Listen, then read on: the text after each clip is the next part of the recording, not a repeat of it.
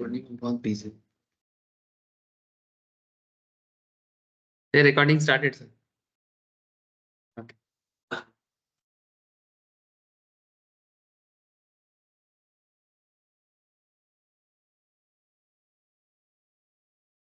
Good morning to all of you again sir. अच्छा देखो, stock market trading में last 2 दिन हम लोग बेसिक्स में बात किए। बेसिक्स फिर से नेक्स्ट वीक होगा, ठीक है। चलिए, अभी बेसिक्स ही है, बट इसमें हम लोग 2 दिन फ्यूचर एंड ऑप्शंस को डील करेंगे। तो अभी ऑप्शंस नहीं चल रहा है, फ्यूचर चल रहा है। तो फ्यूचर मार्केट क्या है, फ्यूचर मार्केट किस तरह से डील करना चाहिए, इस तरह का एक बेसिक आइडिया हम लोग प्रीवियस 2-3 क्लासेस में लिए। लेकिन फ्यूचर को अभी भी प्रॉपरली नहीं समझे, टाइम लगता है, ठीक है। हम लोग फॉरवर्ड और फ्यूचर का डिफरेंस को समझ पाए अभी तक, कि what is the difference between forward market and what is the difference between forward and future. यानी बेसिकली इससे पहले जो 2-3 क्लासेस हुआ है उसमें ये बात हुआ है सर कि primitive era in the sense प्राचीन काल में जब भारत सोने की चिड़िया कहा जाता था, तब भारत ज्यादा डेवलप था। During the era of Chandragupta Maurya, सम्राट अशोका, बहुत डेवलप था। ये सब अमेरिका अमेरिका तो जन्म भी नहीं हुआ था ही नहीं। यूरोप यूरोप भी प्रॉपरली नहीं था, ठीक है। प्रॉपरली यूरोप भी नहीं था, चाइना वगैरह था। हम लोग बहुत प्राचीन देश हैं। तो उन दिनों वर्ल्ड में जो बिजनेस सिस्टम होता था या जो कॉमर्शियल पैरामीटर होता था, उसमें हम लोग को जो एविडेंस मिलता है वो चाणक्य का एविडेंस मिलता है। और भी एविडेंस है, मिट्टी खोदने से सब मिलेगा। सीरियसली, ये बंगाल के, ये जो वेस्ट बंगाल है ना, बांग्लादेश एंड बंगाल, यहाँ का हिस्ट्री भी बहुत रिच है। लेकिन प्रॉब्लम ये है कि यहाँ पे खोदने से पानी आ जाता है ना। ये प्रॉब्लम है। हाँ, मतलब ये बहुत ही, देखो राजस्थान गुजरात साइड में सूखा एरिया है, तुम खोदो कोई दिक्कत नहीं है। लेकिन बंगाल में खोदना मुश्किल है, क्योंकि ये सब साइक्लोनिक प्रोन जोन है और इतना रिवर बेड है इधर कि बांग्लादेश तो खोदने ऐसे ही डूबा हुआ है चारों तरफ पानी में। और खोदोगे तो चारों तरफ और नदी आ जाएगा। तो वो खोदना मुश्किल है। लेकिन अगर तुम इसके नीचे जाओगे ना, मतलब हम लोग तो काफी, देखो ना, रास्ता कितना दिन पे दिन ऊंचा होते जा रहा है और पुराना घर कितना नीचे होते जा रहा है।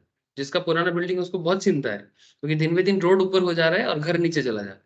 तो अगर 20-30 साल में, 50 साल में ये हालत हो सकता है, तो 10,000 5,000 साल में क्या हालत हो सकता है। तो कितना सभ्यता नीचे गड़ा हुआ है, आप बिलीव भी नहीं कर सकते। जैसे तुम लोग उस लाइन पे ही पड़ता है, exactly not on that line, बोसीराट लाइन में देगोंगा बोल के एक जगह है। देगोंगा के पास एक मतलब एक सभ्यता, एक सिविलाइजेशन मिला है। उसको थोड़ा सा, मतलब क्या बोलते हैं उसको, प्रत्नतात्विक जो सिस्टम होता है ना, उस पर थोड़ा सा खुदाई किया गया है।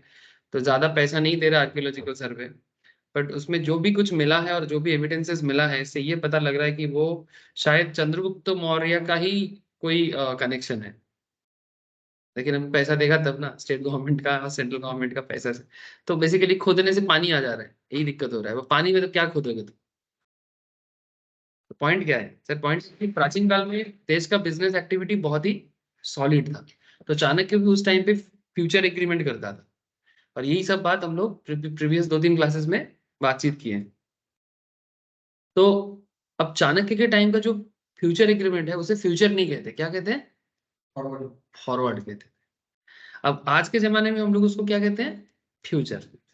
ये जो आप लोग जो पढ़ाई कर रहे हो, फ्यूचर एंड ऑप्शंस, इसको एनआईएसएम या सेबी के लैंग्वेज में क्या बोलते हैं, हाँ, इक्विटी डेरिवेटिव, ठीक है। इक्विटी डेरिवेटिव, इक्विटी डेरिवेटिव क्यों, कि जो इक्विटी आज प्रेजेंट मार्केट में है, इसको हम लोग फ्यूचर मार्केट में आइडेंटिफाई करेंगे। माने आपका आज को पता करके आपका कल को जानेंगे, एस्ट्रोलॉजर की तरह, ठीक है। ऐसे एस्ट्रोलॉजर क्या देख के क्या पता करते हैं, मुझे एग्जैक्ट नॉलेज तो नहीं है। जाते ही बोलते हैं हाथ दिखाओ, फोरहेड दिखाओ, ठीक है। वो फेस रीडिंग भी कर पाते हैं, काफी सारी चीजें हैं, डेट ऑफ बर्थ बताओ, ठीक है, जन्म का टाइम बताओ, वो बहुत कुछ कैलकुलेट करके तुम्हारे बारे में बहुत कुछ बता सकता है। वो भी एक टेक्निक है, पढ़ाई है। सो हम लोग ऐसे स्टॉक मार्केट रिसर्चर होने के नाते हम लोग क्या करेंगे कि जो आज मार्केट में है इसको देख के हम इसका फ्यूचर को जानेंगे। जैसे कि एग्जांपल चलो लेते हैं करंट मार्केट से। जैसे ये निफ्टी डे बाई डे गिर रहा है। अब क्वेश्चन है सर, डे बाई डे क्यों गिर रहा है।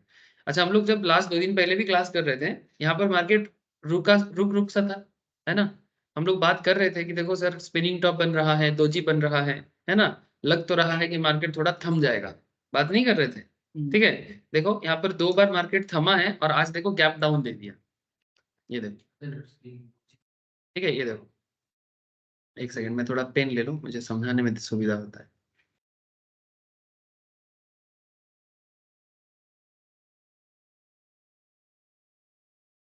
कहाँ गया पेन?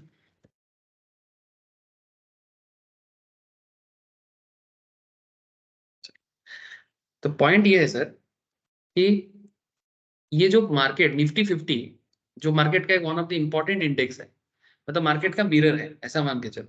मार्केट को समझना है, निफ्टी 50 को समझने से मार्केट समझ में आ जाता है कि मार्केट पॉजिटिव है कि नेगेटिव है। इसको देखने के लिए हम लोग 2 पैरामीटर नॉर्मली पॉपुलरली यूज करते हैं, एक सेंसेक्स और एक निफ्टी। सेंसेक्स भी बॉम्बे स्टॉक एक्सचेंज का पैरामीटर है, इंडेक्स है, और निफ्टी नेशनल स्टॉक एक्सचेंज का पैरामीटर इंडेक्स है। तो आप किसी एक को भी फॉलो कर सकते हो, बट पॉपुलर फॉलोइंग लोग निफ्टी करते हैं, ठीक है।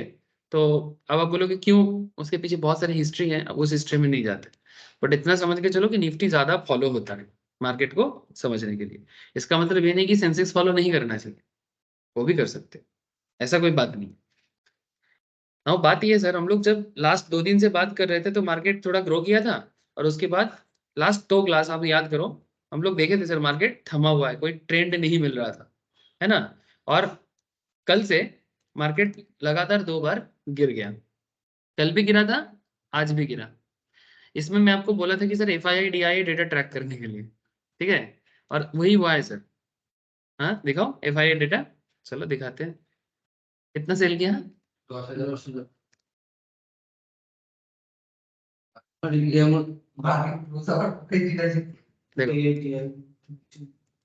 हम लोगों को लग रहा था ना कि FII और सेल करेगा, क्लास में बात करते करते हम लोग को वही फीलिंग आया था ना कि लग तो रहा है कि FII और सेल करेगा। कल जब दिखाए थे तब FII पॉजिटिव था 600 करोड़ समथिंग में, याद है ना। DII का पूरा नेगेटिव चल रहा था, लेकिन कल क्या हुआ देखो, 10,578 करोड़ में FII सेल किया है। अरे वही तो ट्रेंड, লাস্ট 10 দিনের এভারেজ করতে হয়, লাস্ট 10 দিন ধরে FII এর ট্রেন্ড দেখতে হয়। তেমন আমরা যখন 2 দিন আগে ক্লাস করলাম তখন আমরা দেখলাম কি FII DII মানে অলমোস্ট প্যারালালি চলছিল। আগের দিন ক্লাসে দেখলাম কি DII সেল আরো বেড়েছে, FII এর বাই কমে গেছে, नेगेटिव হয়নি। सर याद तो रखना पड़ेगा। हाँ आप उसको लिखोगे, अपना एक्सेल सीट मेंटेन करोगे। ये देखो यहाँ पर डाउनलोड करने का ऑप्शन है सर। हाँ तो हाँ तो आप अपना ट्रैक रखो। हाँ रोज अपना डेटा, तो जो लोग मार्केट में रिसर्च करते हो तो वैसे ही करते हैं। थोड़ा कष्ट तो उठाना पड़ेगा। हाँ आप एवरेज 10 दिन का 20 दिन का जितना आपके पास होगा मार्केट का डेटा, उतना आपको मार्केट समझने में सुविधा होगा। यहाँ पर एक्सेल सीट है, आप एक्सेल सीट में इसको डाउनलोड करके रखो, फिर एक्सेल में खुद अपना एडिट करके रखो। बहुत यूज है माइक्रोसॉफ्ट एक्सेल का, सिखाऊंगा धीरे धीरे, ठीक है। तो ये डेटा हम 3 दिन से आप लोगों को दिखा रहे हैं, और आज देख लो क्या सिचुएशन है। तो कल जब हम लोग क्लास में बात कर रहे थे या परसों जब बात कर रहे थे तब FII और DII दोनों बराबर ऑलमोस्ट सेम हालत में था। तब मार्केट थम गया था, मैं आपको यही चीज बताया था ना क्लास में, याद करो जरा। मार्केट थम गया था, मैंने ऐसा नहीं कि FII बहुत बाई कर रहा है और ऐसा भी नहीं था कि DII भी बहुत बाई कर रहा है। जब दोनों बाई करते हैं ना तो मार्केट में ट्रेंड आता है, या फिर ज्यादा FII बाई होता है तो फिर मार्केट में और ज्यादा ट्रेंड आ जाता है। FII माने फॉरेन पैसा, फॉरेन इंस्टीट्यूशनल इन्वेस्टर्स, कल बेसिक के क्लास में यही चीज बता रहे थे, फॉरेन इंस्टीट्यूशनल इन्वेस्टर्स। तो FII का पैसा जब मार्केट में एंट्री होता है ना तो मार्केट में ट्रेंड पकड़ जाता है, मैंने स्पीड बढ़ जाता है मार्केट का, पॉजिटिविटी बढ़ जाता है। और वही चीज जब ये दोनों थम क्यों रहा था, ये देखो थम गया माने क्या है, इस तरह का जो कैंडल्स है इसको स्पिनिंग टॉप बोलते हैं, ठीक है। स्पिनिंग टॉप बोलते हैं, थोड़ा और पतला होता तो दोजी बोलते हैं। हाँ ये वाला दोजी है, एकदम दोजी बोलते हैं इसको। सर दोजी स्पिनिंग टॉप क्या है, टेक्निकल क्लास में डिटेल्स बात करेंगे। इतना जान लो कि एक ऐसा कैंडल है, इस कैंडल में मार्केट इंडिसीजन हो जाते हैं।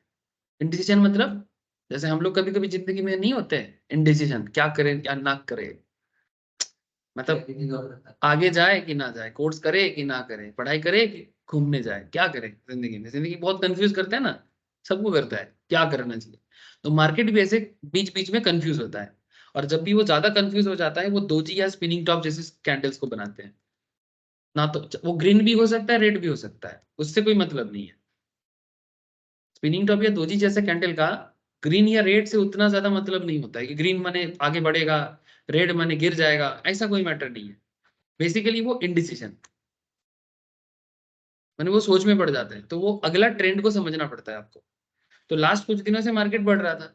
अच्छा, आज मार्केट गिरने के पीछे, या कल मार्केट जो गिरा था, इसके पीछे मेनली दो रीजन था। सबसे बड़ा जो रीजन था वो है यूएस मार्केट को लेके।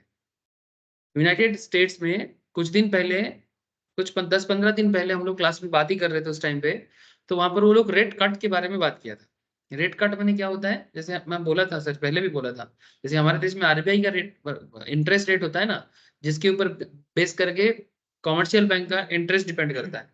अगर आरबीआई रेट इंक्रीज करता है, तो कॉमर्शियल बैंक भी पब्लिक का इंटरेस्ट इंक्रीज कर देता है, यानी तुम्हारा लोन महंगा हो जाएगा, तो लोन महंगा होगा तो लोगों के हाथ में पैसा कम हो जाएगा। बात समझ में आ रहा है? तो अगर ये रेट कट होता है, मैंने मानो पहले 5% चल रहा था, अब 4.5 कर दिया, बहुत बड़ी बात है सर। 0.25 बेसिस पॉइंट में भी कम होता है तो बहुत इम्पैक्ट पड़ता है इसका। तो पॉइंट है कि जब भी वो रेट कट के बारे में एक बोला था, लास्ट लास्ट मंथ में ही बोला था, दिसंबर में, तो उस टाइम पे लोगों को बड़ा अच्छा लगा था, लोगों को, मैंने फाइनेंशियल इंस्टीट्यूशंस को, क्योंकि उनको सस्ता में लोन मिलेगा। तो सस्ता में लोन मिलेगा तो वो मार्केट में सर्कुलेट कर पाएगा, मार्केट में पैसा बढ़ेगा, तो मार्केट में पैसा बढ़ेगा तो उसी खुशी से मार्केट में ट्रेंड चालू हो गया था। लेकिन फिर से ये पॉइंट डाउटफुल हो गया है। ये जो लास्ट मंथ में जो हुआ था रेट कट को लेके, उसको फिर से डाउटफुल हो गया है। फिर से अमेरिका कंफ्यूज्ड है कि रेट कट करे कि ना करे, और उसका इम्पैक्ट दिखा रहा है सर अभी मार्केट।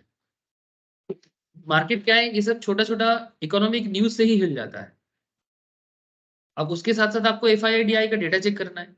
तो जब एफआईआई को लग रहा है कि रेट कट होगा नहीं, तो फिर वो लोग क्या करेगा ना, अमेरिकन मार्केट में बॉन्ड होता है, तो जब भी रेट कट नहीं करता है वो बॉन्ड का, जो जैसे हम लोग फिक्स डिपॉजिट सेट होते हैं ना, तो ऐसा अमेरिकन गवर्नमेंट का बॉन्ड होता है, उसमें वो लोग क्या करता है, रेट को इंक्रीज कर देता है। तो तब जो लोग बाहर का पैसा इंडियन मार्केट में आया था, वो लोग इंडियन मार्केट से पैसा निकाल के फिर से अपने अमेरिकन मार्केट में डाल देते हैं,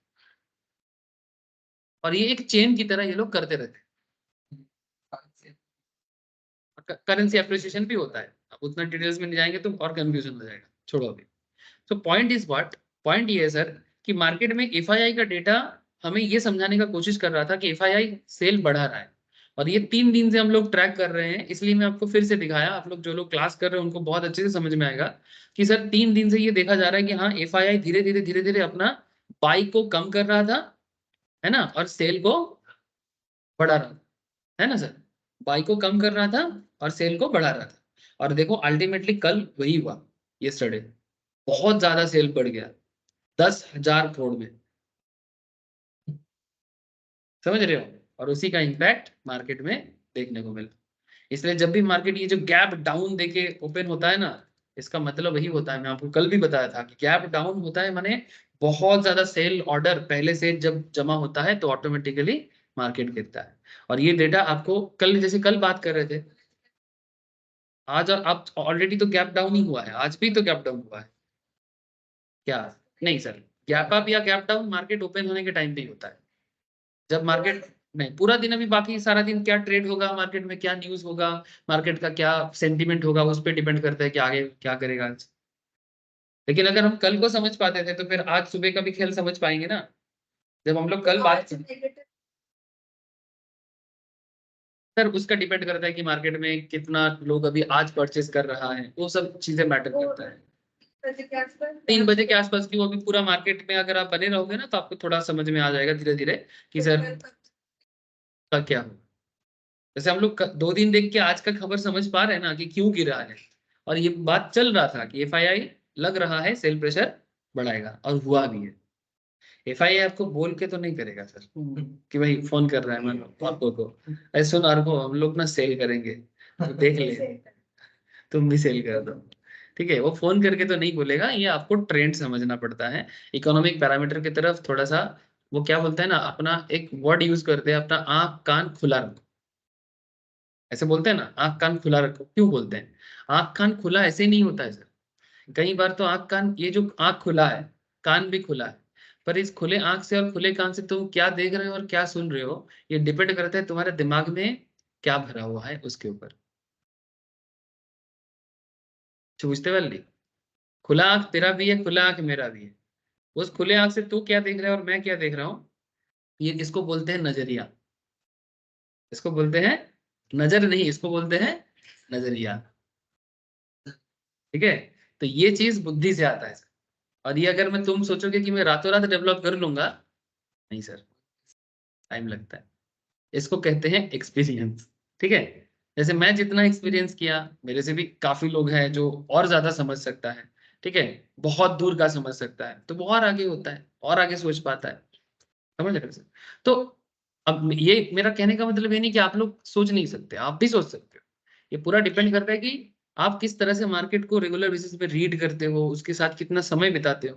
जैसे घर में कुत्ता पालने से कुत्ता क्या करेगा, उसका ओनर को पता लग जाता है ना, कि अभी वो खाना मांग रहा है, कि अभी वो घूमने जाने का बात कर रहा है। सिमिलरली आप अगर स्टॉक मार्केट को भी पालोगे ना अपने अंदर, तो आपको समझ में आ जाएगा कि वो अभी उसको खाना चाहिए कि उसको नहीं चाहिए, क्या चाहिए उसको, वो सेल होगा कि बाई होगा।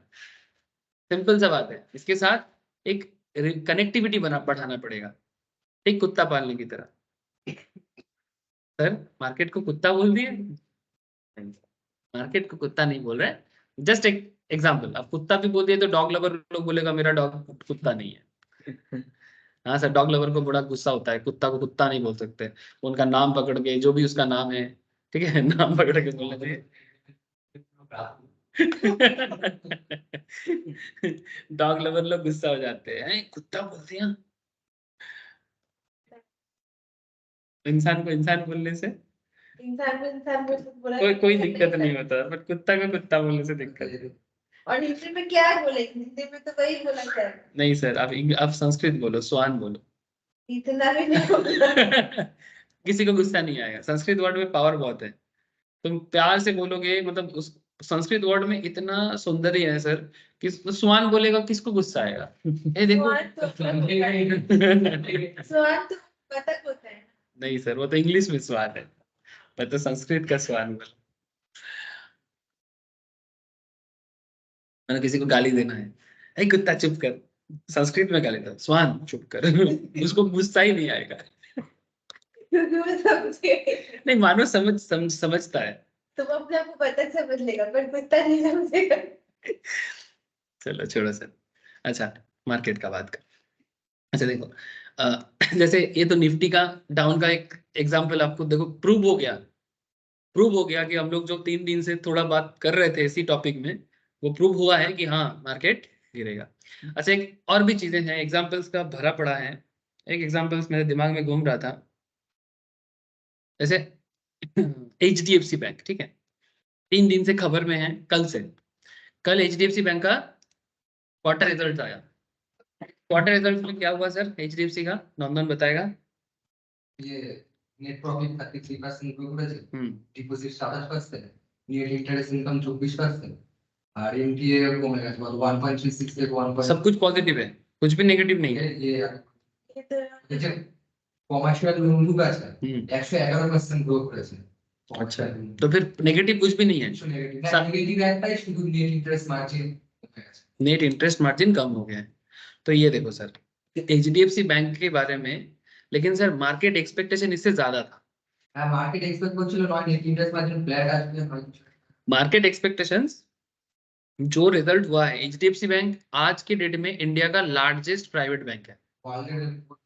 ठीक है, और वर्ल्ड का 4th लार्जेस्ट। इतना पैसा है इसके पास, इतना एसेट है इसके पास, मैंने डिपोजिट, इसका बैंक का मेन बिजनेस क्या होता है जानते हो? बैंक का मेन बिजनेस होता है मैंने बेसिकली लोगों से डिपॉजिट कलेक्ट करना और लोगों को लोन देना। और ये जो बैंक डिपॉजिट कलेक्ट करते हैं और उसके बदले में जो लोगों को लोन देते हैं, ये बैंक का इन्वेस्टमेंट होता है। और इसको बैंक की तरफ से एसेट कहा जाता है। क्या कहा जाता है? एसेट। माने बैंक का कितना लोन है मार्केट में, उससे बैंक का एसेट का परिचय मिलता है। क्योंकि बैंक का बिजनेस का मेन कॉन्सेप्ट वही है कि मान आज तुम लोग मानो कि मैं बैंक, एग्जाम्पल के लिए, ठीक है, मानो नंदन और इधर अपना धरनी, ये लोग डिपॉजिट करने आया, मानो इसके पास 5 लाख है, इसके पास 10 लाख है, 15 लाख मेरे को जमा किया। अब मानो तुम लोगों के पास पैसा का कमती है, अरे हो सकता है भाई, किसी का कमी होगा, किसी का ज्यादा होगा, तो जिसके पास ज्यादा है वो पैसा जमा कर देता है, क्योंकि वो घर पे रख के क्या करेगा, ठीक है, घर पे तो वो चुपचाप पड़ा रहेगा, तो वो मेरे पास आके जमा कर देगा। और तुम लोग मानो तुम लोग के पास डेफिसिट है, तुम लोग को अचानक से लोन का जरूरत पड़ गया, तुम लोग कहाँ जाओगे, रिलेटिव से मांगोगे, वो तो अपना ही हाइप खाएगा, है ना, आज लोन दे देगा तो फिर कल घर पे आके बैठ जाएगा, ठीक है, इसलिए रिलेटिव के पास जाने से अच्छा है बैंक के पास चले जाओ। कुछ समझ रहे सर, क्योंकि रिलेटिव का क्या है ना, वो मुश्किल करता है, मुश्किल माने क्या, वो अपना ही इज्जत को लेके मुश्किल हो जाता है, बाद में बात ही बंद हो जाता है, ऐसा मैं देखा हूँ, ठीक है, इससे रिलेटिव से दूर रहना है, आप बात वगैरह बंद करें, ठीक है। नहीं, लोग पहले क्या सोचते हैं अपने रिलेशंस में, लोगों को रिलेटिव्स का कॉम्प्लेक्सिटी समझने में टाइम लग जाता है ना, पहले तो बचपन में सब अपना अपना लगता है, फिर जैसे जैसे बड़ा हो जाता है फिर कॉम्प्लेक्सिटी समझ में आता है, फिर कोई अपना नहीं है इस दुनिया में। चलो मैं खराब बात नहीं कर रहा हूँ, बट जो देख रहा हूँ मैं वो बता रहा हूँ। तो रिलेटिव्स के चक्कर में ना पड़ के आप बैंक में आ जाओगे, रिलेटिव्स का एक ही सुविधा है कि सूद का मैटर नहीं आएगा, है ना, वो आपसे सूद नहीं मांगेगा।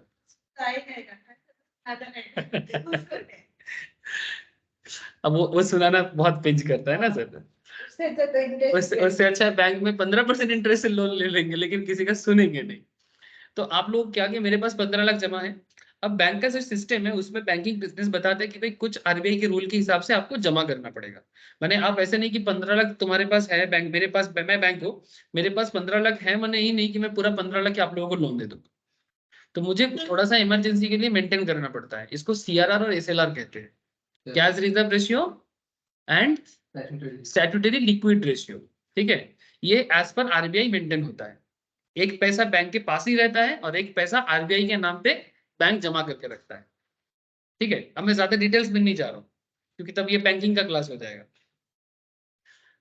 तो पॉइंट इज दैट, ये मैं आपको ये बात क्यों कहा कि जब भी आप किसी बैंक का बैलेंस शीट चेक करो, ध्यान से सुनना, बैंकिंग बिजनेस इंडिया में काफी स्ट्रांग है सर, ठीक है, लेकिन वो ग्रोथ इतना नहीं कि बहुत हाई फाई ग्रोथ करता है, लेकिन वो ना एक स्टेडी ग्रोथ करता है, तो इसके लिए आपको एक बेसिक लेवल में बैंकिंग बिजनेस जानना चाहिए, तो आपको सिंपल तरीके से बैंकिंग बिजनेस बताया कि भाई डिपॉजिट कितना आ रहा है और वो कितना लोगों को लोन दे रहा है। अब लोन देने के बाद मानो पूर्णिमा जी को 5 लाख का जरूरत है और आपको मानो 3 लाख का जरूरत है, बाकी मैंने जो रिजर्व करना था मैं रिजर्व करके रख लिया एज पर आरबीआई नॉर्म्स, ठीक है, अब मेरे पास है 15 लाख, मैंने लोन कितना दिया, 8 लाख, ठीक है, अब 15 लाख जो मेरे पास है, अच्छा ये लोग जो मेरे पास डिपॉजिट रखा है, इनको हमें क्या देना पड़ेगा, इनको सूद देना पड़ेगा, अगर ये लोग एफडी का है तो इनको 7% देंगे एग्जाम्पल के तौर पे, और आप लोगों को मैं दूंगा तो 11-12% तो दूंगा ना बिजनेस लोन, हाँ, तो ये जो 7% में इनको देना है, और हाँ बिजनेस लोन और ज्यादा होता है, और पर्सनल लोन तो 8%। हाँ वही पर्सनल लोन बिजनेस लोन बहुत हाई परसेंटेज होते हैं, 12, 13, 14 भी हो जाता है। घर का लोन सस्ता होता है कॉम्पिटिटिवली, हाँ होम लोन सस्ता होता है कॉम्पिटिटिवली, वो भी 9.5% सर, ठीक है, होम लोन ही 9.5 के आसपास चल रहा है ऑन एवरेज, ठीक है, कार लोन भी वैसे ही 9.5-10% के आसपास होता है, होम लोन कार लोन थोड़ा सस्ता पड़ता है, लेकिन बाकी ये बिजनेस लोन पर्सनल लोन ये और बहुत ज्यादा होता है। तो सिंपल एग्जांपल है कि 5% मैं उनको दूंगा, 7% मैं इनको दूंगा एफडी में, ठीक है, और आप लोगों से मैं 12% दूंगा, तो 5% मेरा फायदा, लेकिन किंतु परंतु बंधु प्रॉब्लम क्या है, मानो कि किसको किसको किसको डिफॉल्टर बना है, चलो उसका मुंह देख के उसको खराब लग रहा है, पूर्णिमा जी को डिफॉल्टर बना देते हैं, मानो पूर्णिमा जी 5 लाख का लोन जरूरत था, अब पूर्णिमा जी का लोन का पेमेंट का टाइम होता है, डिफॉल्ट पे डिफॉल्ट करे जा रहे हैं, नोटिस पे नोटिस भेजे जा रहा हूँ कि लेकिन पूर्णिमा जी का कोई जवाब ही नहीं आ रहा है, फिर मैं गुंडा भेजता हूँ, रजिस्टर्ड गुंडा, नॉर्मल गुंडा नहीं, ये सब पढ़ा लिखा गुंडा होता है, ठीक है, आप नहीं गन लेके नहीं जाएगा, ठीक है, वो आपको जाके वो सरकारी सरकारी इसके तरह जाएगा, आपको कोर्ट का नोटिस वगैरह देके हुमकी देके आसपास में आपके बारे में खबर फैला के मुश्किल कर सकता है आपको, सर ये फैक्टर्स वाले, हाँ क्या बोलेगा कि आप लोन मार रहे हो, आपका गुडविल खराब कर देगा, बदनाम कर देगा, मैसेज आपका आपका फोन का डेटाबेस उनके पास आ जाता है, सभी लोगों को मैसेज कर देगा, और सबसे बड़ा प्रॉब्लम आपका सिबिल स्कोर डाउन कर देगा, और फर्दर आपको किसी जगह से लोन ही नहीं मिलेगा। कभी भी बेसिक सा लोन भी नहीं मिलेगा। 1 लाख का भी जरूरत होगा तो भी नहीं मिलेगा, कोई भी बैंक आपको नहीं देगा, बैंक पोस्ट ऑफिस कोई नहीं देगा, नहीं, बहुत मुश्किल है। तब आपको जो पुराना लोन था वो पहले चुकाओ, फिर छोटा मोटा कंज्यूमर लोन लो, फिर उसको रेगुलर बेसिस में पे करो, फिर सिबिल स्कोर को हाई करो, तो जाके बैंक आपको अप्रोच करेगा। नहीं तो आपका स्कोर अगर 300 के नीचे रहेगा ना, आपको कभी लोन नहीं देगा, मतलब क्योंकि आप पहले डिफॉल्ट हो चुके हो ना। जो नया है उसका दिक्कत नहीं है, वो तो शुरुआत में थोड़ा सा उसको प्रॉब्लम होगा, फिर धीरे धीरे। लेकिन अगर आप डिफॉल्ट करते हो और डिफॉल्ट करने के बाद आप फिर से लोन के लिए जाते हो, बहुत मुश्किल होता है। 50,000 का भी लोन लेने के लिए बैंक आपको मुश्किल में डाल सकता है। और एक बैंक में आप सोचो कि एसबीआई में करूंगा, फिर एचडीएफसी में चला जाऊंगा, एचडीएफसी में करूंगा, फिर एक्सिस में चला जाऊंगा। गलती ना करे, कोर बैंकिंग है आजकल। कोर बैंकिंग में ये सारा डेटा आरबीआई के पास होते हैं, सेंट्रल सिस्टम। सब सेंट्रलाइज सिस्टम है। मैंने आप सोचोगे कि एक बैंक में डिफॉल्ट करूंगा, फिर दूसरा बैंक में जाके टोपी पहनाऊंगा, फिर दूसरे बैंक में जाके टोपी पहनाऊंगा, इससे करने से कुछ नहीं हो पाएगा। लोन नहीं दे पाए तो फिर आपको तो प्रॉब्लम करेगा, फिर आपका कुछ ना कुछ तो मॉर्गेज रखा होगा। अगर अनसिक्योर्ड लोन है तो बैंक को भी थोड़ा दिक्कत होता है, लेकिन फिर आपको तंग करेगा, किसी ना किसी तरह से तंग करेगा, मतलब जीने नहीं देगा। हाँ, जीने नहीं देगा। उसके लिए बैंक का लोग नहीं आएगा, वो बैंक मार्केट से दूसरा लोग हायर करते हैं, जो पढ़ा लिखा भी होते हैं, पावरफुल भी होते हैं, और उसको फैक्टरिंग सर्विस बोलते हैं। वो अलग टाइप ऑफ बिजनेस है, फाइनेंशियल उसूली बाबा। हाँ, फाइनेंशियल उसूलर है, उसूल बोलते हैं ना, उसूली करने आया है, वो उसूली करने आ जाएगा। वो एक फाइनेंशियल मैनेजमेंट कोर्स होता हाँ, फैक्टरिंग सर्विस, चलो उसमें नहीं पढ़ते अभी। तो बेसिकली कहना ये चाहते हैं, जैसे आपको बता रहा था कि एनपीए, नॉन परफॉर्मिंग एसेट्स कम हो गया एचडीएफसी का। नॉन परफॉर्मिंग एसेट्स माने जो लोन टाइमली रिपे हो जाता है। मैंने एक बैंकिंग बिजनेस को समझने का एक सिंपल तरीका आपको मैं बताया। अगर मानो पहले इसके पास ऐसा लोन था एचडीएफसी के पास कि वो काफी सारा लोन उसका मतलब लोगों ने डिफॉल्ट कर दिया, मार दिया। लेकिन दिन बे दिन ऐसा हो रहा है कि बैंक अपना नॉन परफॉर्मिंग एसेट्स को कम कर रहा है। कम कर रहा है मैंने अभी वो सही लोगों को लोन देता है। सर पता कैसे करेगा? ये भी टाइम टू टाइम बैंकिंग में जो काम करते हैं ऑफिसर्स जो होते हैं, उनको ठीक समय सब टाइम टू टाइम पता लगता है कि कौन मार सकता है और कौन नहीं। ये मैनेजर पे डिपेंड करता है, हर ब्रांच का जो मैनेजर होता है वो मतलब 2 नंबरी है कि 1 नंबरी है, उस पर डिपेंड करता है। जो अपने फायदे के लिए किसी को भी लोन देता है उसका बैंकिंग बिजनेस खराब हो जाता है। जैसे सरकारी बैंक का हालत इस तरह से खराब हुआ है, ठीक है। गवर्नमेंट बैंक में ऐसा हुआ है, प्राइवेट बैंक में आईसीआईसीआई का किया है, अपने फायदे के लिए किसी को भी लोन दे दिया। सर किसी को भी लोन देने का मतलब क्या है कि भाई पैसा वाला होगा तो लोन देगा, ऐसा बात नहीं है। लोन उसको देना चाहिए जिसका कैरेक्टर साफ हो। कैरेक्टर साफ इन द सेंस जो चुका देगा। थैंक यू सर, आप समझ गए। यहाँ पर कैरेक्टर का मतलब पैसा चुकाने में वो बंदा लायक, मतलब लॉयल है कि नहीं, उसका हिस्ट्री, हाँ उसका बात करने से समझ में आ जाता है किस घर का, किस फैमिली से बिलोंग करता है। एरिया का नॉलेज होता है बैंकिंग लोगों का, तो उस किस घर से है, उसका पापा क्या करते हैं, उसके फैमिली में इससे पहले किसी ने कोई लोन लिया है कि नहीं है, ये करता क्या है, रेगुलर सोर्स ऑफ इनकम क्या है, ठीक है, समाज में इसका किस तरह का इज्जत किस तरह का है, सब कुछ ये लोग करेगा। ऐसे लोन देने से पहले, मानो आपको 10 लाख का भी लोन चाहिए ना, लोन लेने से पहले 10 बार आपके घर में ऑफिसर भेजेगा, वैल्यूअर भेजेगा, फिर जाके लोन पास करता है। एक प्रोसेस होता है, उसमें पता लग जाता है। अब जो ये काम, जो कंपनी माने जो बैंकिंग बिजनेस ये काम सही तरह से करता है, उसका नॉन परफॉर्मिंग एसेट्स दिन बे दिन घटता है, और ये जितना कम होगा वो बैंकिंग बिजनेस के लिए उतना बेहतर है।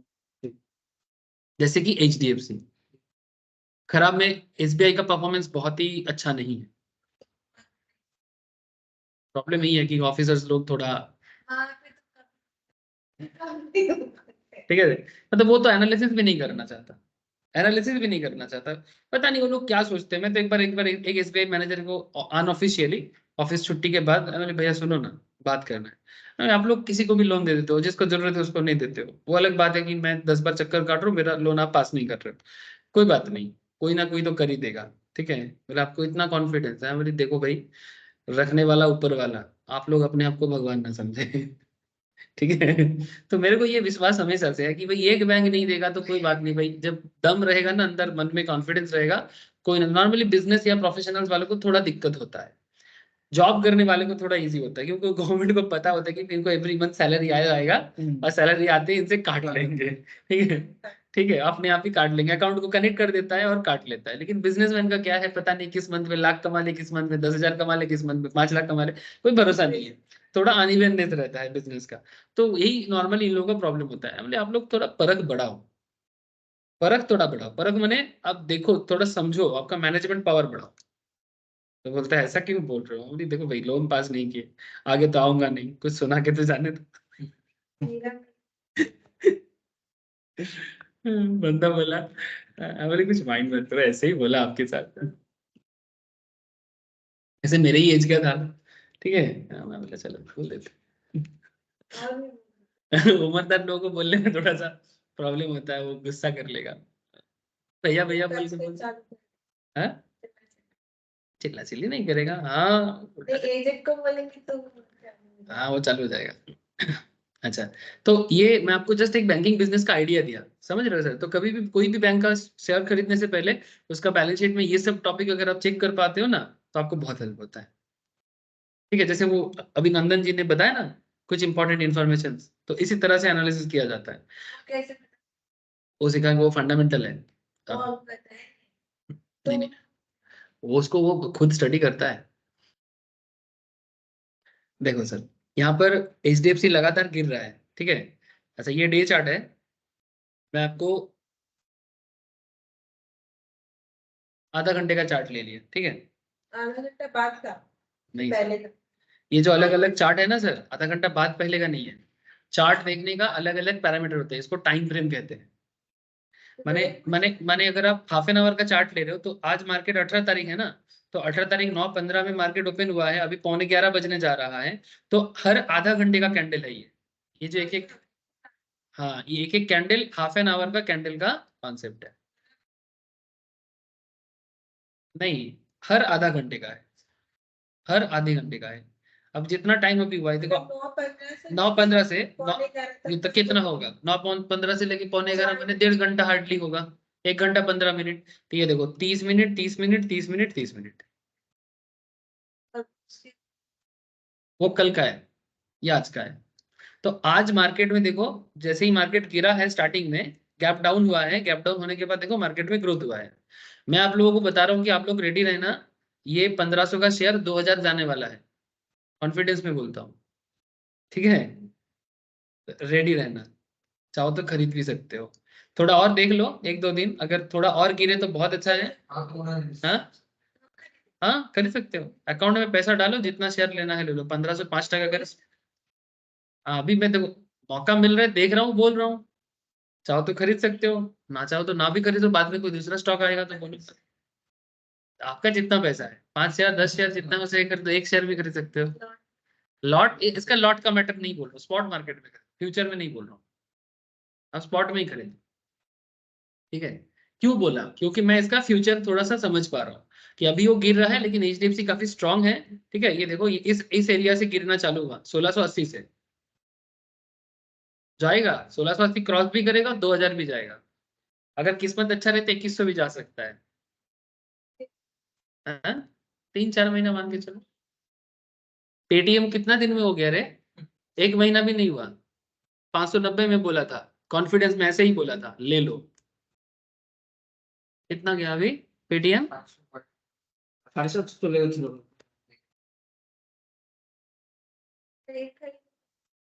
732 चल रहा है, 750 ऑलरेडी टच करके आ गया।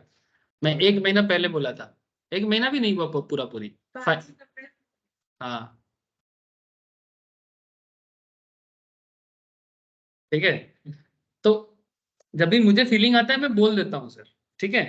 अब फीलिंग आ रहा है क्यों? क्योंकि ये मेरा एक, मुझे लग रहा है कि होगा, ठीक है, इसलिए मैं बोला। ऐसा और भी स्टॉक्स में बताता हूँ, बट कभी कभी किसी किसी स्टॉक में बहुत जोर का कॉन्फिडेंस आता है। ठीक है, किसी किसी, हाँ हाँ, इन्फोसिस में जोर का कॉन्फिडेंस आया था, ले लो। TCS में भी जोर का कॉन्फिडेंस आएगा तो मैं बोलता हूँ, मतलब हाँ ले लो सर, ठीक है, डंके की चोट में बोल रहा हूँ, ले लो।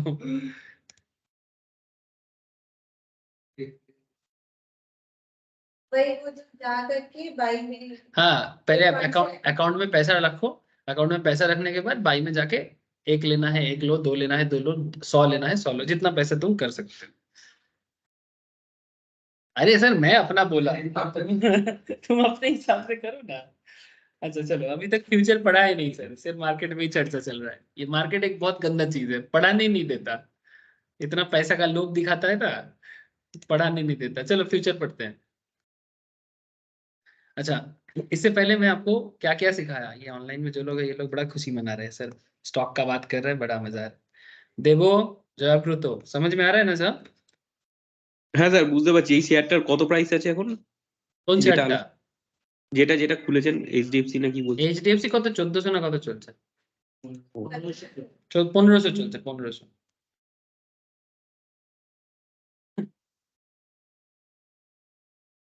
अच्छा, और भी शेयर बोलूंगा लास्ट में, ठीक है? 5-10 शेयर बोलूंगा आज, और भी शेयर बोलूंगा ट्रेड करने के लिए, एक हफ्ता के लिए, ठीक है? बोलूंगा एक एक करके शेयर खरीदना बेचना, खरीदना बेचना। हाँ, जिसका जैसा पैसा है, जिसका एक है एक करेगा, जिसका 10 है 10 करेगा, क्या दिक्कत है?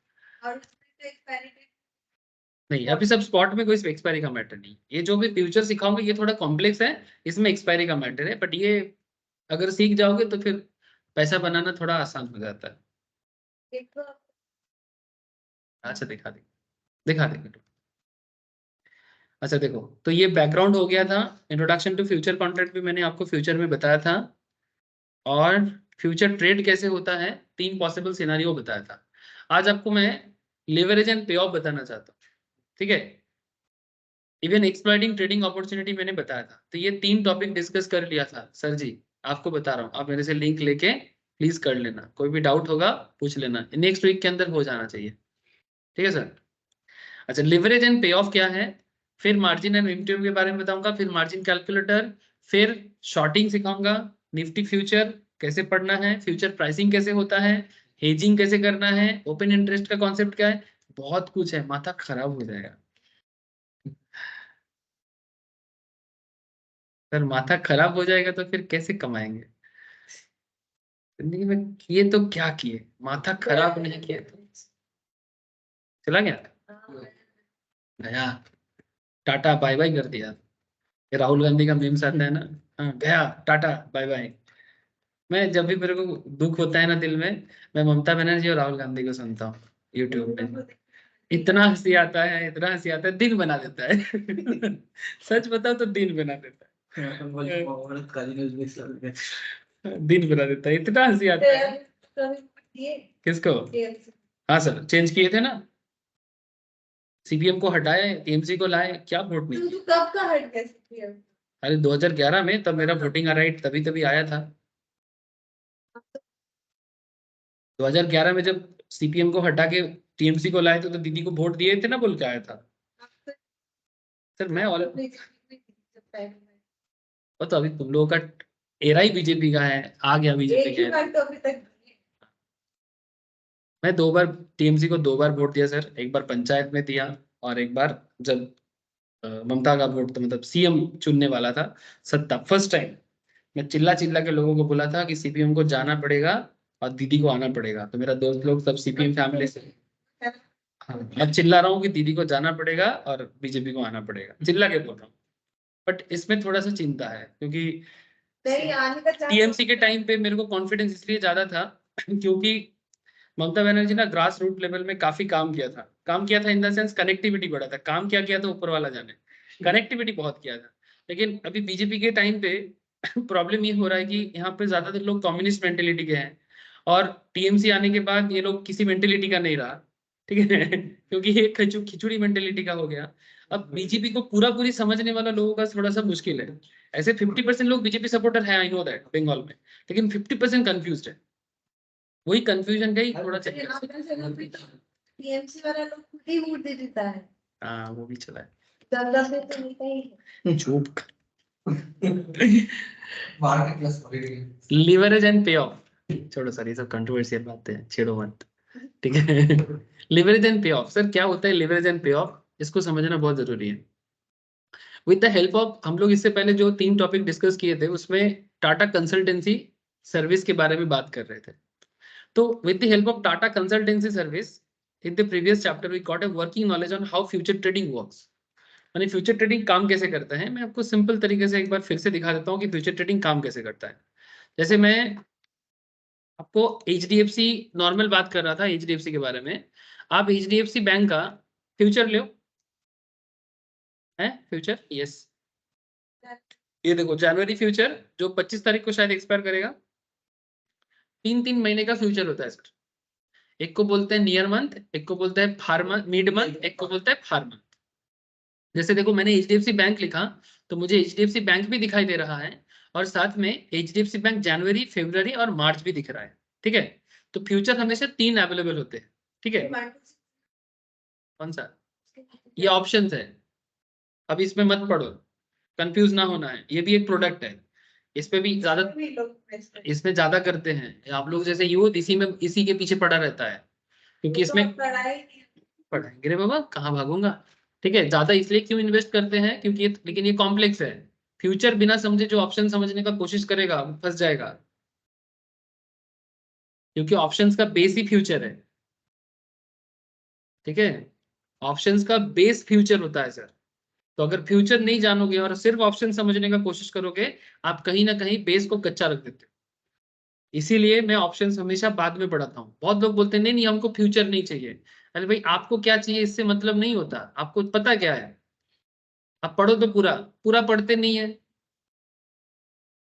हिंदू लोगों की तरह है, कभी अपना किताब पढ़ा ही नहीं, कभी किताब पढ़ा ही नहीं, कभी वेद पढ़ा ही नहीं, लेकिन भाषण मारता है, भाषण मारता है, हाँ भगवान नहीं है वो है।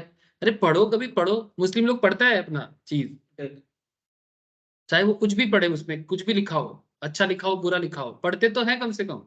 हिंदू लोग पढ़ते ही नहीं है और फिर बोलता रहता है पढ़ के आओ फिर बोलो। हम लोग का हालत ऐसा है, पढ़ते नहीं है और मार्केट खराब है, ये है वो है। फिर से कंट्रोवर्सी हो जाएगा सर, आप ही छेड़ते हो बात और हम लोगों को चुप करने पड़ते हो। देखो, तो HDFC बैंक का जनवरी फ्यूचर, फरवरी फ्यूचर, मार्च फ्यूचर, सर कौन सा लेना चाहिए? क्वेश्चन आपके मन में आ गया, कौन सा लेना चाहिए?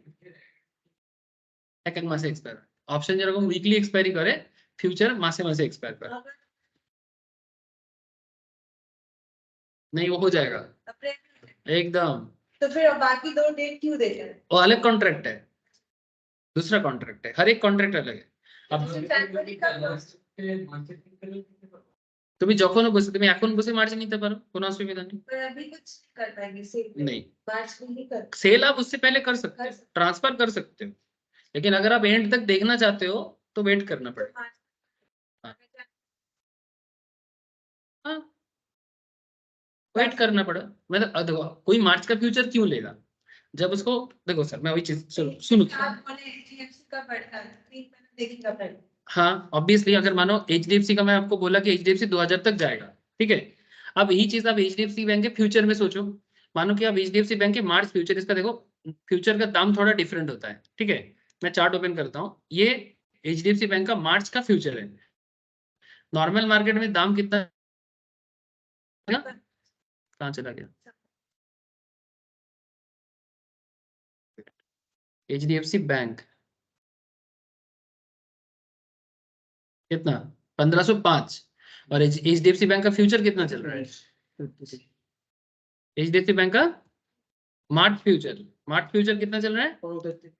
1534, 30 टका का डिफरेंस है ना। ये रहता है सर, इसका इसके पीछे भी रीजन है, मैं आगे सिखाऊंगा। फ्यूचर प्राइसिंग फॉर्मूला दिखा रहा था ना अभी, तो उसमें बताऊंगा कि क्या क्यों डिफरेंसेस आता है ना। क्वेश्चन ये उठता है सर कि आप नॉर्मल स्पॉट मार्केट में आपका थोड़ा रिस्क कम है, रिस्क कम है क्यों, जितना लेकिन पैसा ज्यादा लगता है। अगर कुछ प्रॉफिट देखना है you need a huge money. जैसे मानो, जैसे मैं आपको अभी बोला, देखो आप लोग अभी स्टूडेंट लाइफ में हो, आप लोग के पास फंड कम है, तो आप लोग 4 5 10 ऐसा शेयर लोगे।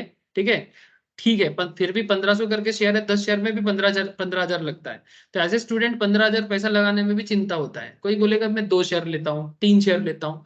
मतलब आप लोग जिस टाइम पे हो, क्योंकि आप लोग भी बहुत ज्यादा अर्न नहीं करते, कहीं कोई छोटा मोटा शॉर्ट पार्ट टाइम काम कर रहा है, उससे जितना पैसा जमा रहा है, माँ बाप का पैसा एक आध बार कोई लिया, अगर पैसा डूब गया तो फिर आगे मांगने में दिक्कत होता है ना सर, ऐसा होता है। ठीक है, आप अकेले नहीं हो, बहुत लोग करते हैं। ठीक है, ऐसा माँ बाप से लेता है, माँ बाप बोलते हैं हाँ देख पैसा बढ़ेगा पैसा बढ़ेगा, फिर बच्चा खत्म हो जाता है, मार्केट ट्रिक समझता नहीं है, फिर बाद में वो धीरे धीरे सीखते हैं, लोग इसी तरह से सीखते हैं सर। ठीक है, तो इसको अपना चैलेंज मानो कि मैं आगे ऐसा नहीं करूँ, ऐसा नहीं करूंगा मैंने, कि मैं इतना अच्छे से सीखूंगा कि आउट होने का चांसेस कम हो जाए।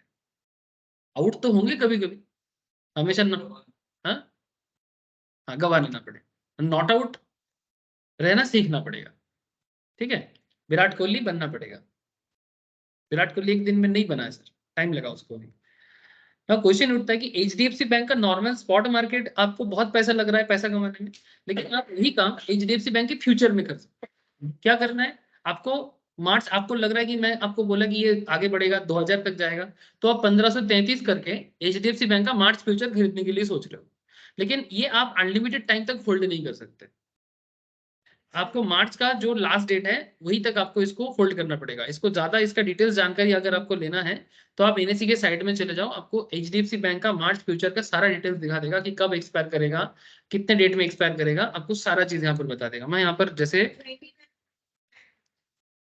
मैं होम पे चला जाता हूँ, फिर यहाँ पर डेरिवेटिव में जाता हूँ, डेरिवेटिव में जाके मैं यहाँ पर स्टॉक फ्यूचर्स पे क्लिक करता हूँ। देख रहे हो ना सर, स्टॉक फ्यूचर्स में जाके मैं एचडीएफसी बैंक का देखो, एचडीएफसी बैंक 25 जनवरी, एचडीएफसी बैंक 29 फरवरी, मार्च कहाँ गया एक्सपायरी डेट। अच्छा एक में क्लिक करने से दूसरा शायद आ जाएगा, इसमें चेंज कर सकते हैं। 28 मार्च दिख रहा है। तो अगर सेल नहीं की तो अपने आप सेल कर हाँ सर, वो समझ जाओगे धीरे धीरे, डोंट वरी। अब इसका देखो लास्ट प्राइस जो चल रहा है वो आप लोग अभी मार्केट में देखा, अभी लाइव मार्केट में देखा 1533। अब इसका आपको लग रहा है कि क्योंकि एचडीएफसी बैंक स्पॉट मार्केट में ग्रो करेगा, देखो इसका पूरा जो ग्रोथ है वो फुल्ली डिपेंड करते हैं स्पॉट में। स्पॉट डिपेंड करता है फ्यूचर, मतलब फ्यूचर डिपेंड करता है, फ्यूचर पड़ेगा, उसको कहते हैं अंडरलाइन। क्या कहते हैं? अंडरलाइन। आपका सोच तो एकदम सिंपल कैलकुलेशन है। अगर स्पॉट मार्केट में मैं बोल रहा हूँ कि एचडीएफसी बैंक 3 महीना 4 महीने में हिट करेगा 2000, ठीक है, तो ये मेरा बुलिश कॉन्सेप्ट है स्पॉट मार्केट में। तो अगर बुलिश मैंने स्पॉट मार्केट में अगर स्टॉक के बारे में बुलिश हो तो ये फ्यूचर में भी बुलिश होगा। अगर स्पॉट मार्केट में मैं किसी स्टॉक के बारे में नेगेटिव सोचता हूं तो वो फ्यूचर मार्केट में भी नेगेटिव होगा। माने आपको हमेशा सोचना पड़ेगा किसके एंगल से? स्पॉट के एंगल से। आपका सोच हमेशा स्पॉट के एंगल से होगा। बाकी स्पॉट जैसा जाएगा फ्यूचर वैसा जाएगा। ऑप्शंस भी सेम काम करता है, लेकिन ऑप्शंस में और भी कुछ पैरामीटर्स होते हैं जो जब ऑप्शंस करेंगे तो आपको बताएंगे। अभी कंफ्यूज ना हो। हाँ कोई कुछ पूछना चाहते हो क्या? हाँ স্যার जयपुर तो বলছি हाँ बोल। বলছি ফিউচারে তো তাহলে সেলও করে দেওয়া যায় বাইয়ের हाँ জায়গায়। हाँ हाँ যদি যখন শেয়ার পড়বে মনে করবে। चलो एक क्वेश्चन जयपुर ने पूछा कि सर फ्यूचर में हम लोग बाई ना करके सेल भी कर सकते हैं। सर सेल आप तब करोगे जब आपको लगेगा कि शेयर का दाम गिरेगा। मैंने अगर इस पॉइंट पे हमें ये लगता है कि एचडीएफसी बैंक बढ़ेगा नहीं गिरेगा तो मैं सेल करता। जैसे एचडीएफसी बैंक 2 दिन से गिरा है ना, तो जिस पॉइंट पे ये क्यों गिरा था? क्योंकि मार्केट एक्सपेक्टेशंस के हिसाब से परफॉर्मेंस नहीं आया, इसीलिए एचडीएफसी बैंक का शेयर में डिक्लाइनिंग आया है। अब जो लोग इस टाइम पे डिक्लाइनिंग में किया है वो लोग बाई नहीं किया होगा, सेल किया होगा, तभी मार्केट गिरा है। वो स्पॉट मार्केट में भी सेल किया है, वो फ्यूचर मार्केट में भी सेल किया है, तभी ये पूरा मार्केट इसका भी गिरा हुआ है। लेकिन मैं क्या बोल रहा हूँ कि अब धीरे धीरे थोड़ा ट्रैक करना, प्रॉपर थोड़ा कैंडल स्टिक्स वगैरह ठीक ठाक बन जाए तो आप लोग थोड़ा ट्रैक करना, जो लोग कैंडल जानते हो। ठीक है, जो लोग कैंडल नहीं जानते देखो अभी मार्केट को। ऐसे तो मैं बोला आप एचडीएफसी बैंक ले सकते हो, थोड़ा कम लो अभी क्योंकि कम जानते हो, कॉन्फिडेंस कम है। जिसको कॉन्फिडेंस मिल जाएगा वो उसको पता है कि कॉन्फिडेंस कैसे मिलता है, मार्केट को कैसे टेक्निकली ट्रैक करना होता है और फिर किस टाइम पे खरीदना चाहिए, वो मौका मार्केट दिखाता है कि this is the perfect time for entry. तो जो लोग एंट्री पॉइंट आइडेंटिफाई करना जानते हो वो लोग चुपचाप एंट्री पॉइंट आइडेंटिफाई करके एंट्री कर लो जैसे ही मौका मिले। ठीक है, और जिनको उतना नॉलेज नहीं है अभी थोड़ा परचेस करके रखो, थोड़ा नॉलेज बढ़ेगा। हो सकता है गिरे, हो सकता है फिर बढ़ जाए, ठीक है, कुछ भी हो सकता है, लेकिन चांसेस इज वेरी हाई कि इस पॉइंट से एचडीएफसी बैंक 2000 हिट करेगा। 80 से 90% चांसेस है कि वो ग्रो करेगा, 10% इधर उधर मार्केट रिस्क रहेगा सर। ठीक है, बाकी ये massive long unwinding, massive long unwinding, long unwinding হয়েছে। मैसिव কারণ যারা নিয়ে রেখেছিল তাদের বুঝতে 9% করবে একদিন, তাই তো গেছে। এখন তো ইয়ে শিডিউল করে দিয়েছে যে আপনি কভার ছাড়া করতে পারবেন, কভার ছাড়া পজিশন নিয়ে তারপর তবেই করতে পারবেন। तो बेसिकली जयपुर तो मुझे पूछ रहा था कि सर सेल कर सकते हैं पहले। हाँ सर सेल कर सकते हैं, मैं दिखाता हूँ। ये देखो, हाँ कुछ नहीं करना है सर, जैसे आपको बस आइडेंटिफिकेशन करना है, डायरेक्शन आइडेंटिफाई करना है। आपको करना क्या है? डायरेक्शन को आइडेंटिफाई करना है। कि मार्केट बढ़ेगा कि गिरेगा। जैसे मैं बोला एचडीएफसी बढ़ेगा तो आप क्या करोगे, सेल करोगे, बाई करोगे? अगर मार्केट बढ़ेगा तो बाई करोगे, अगर आपको लगता है कि मार्केट गिरेगा तो हम यहाँ पर मार्च फ्यूचर में जाके बाई बटन ना दबा के सेल बटन दबाता।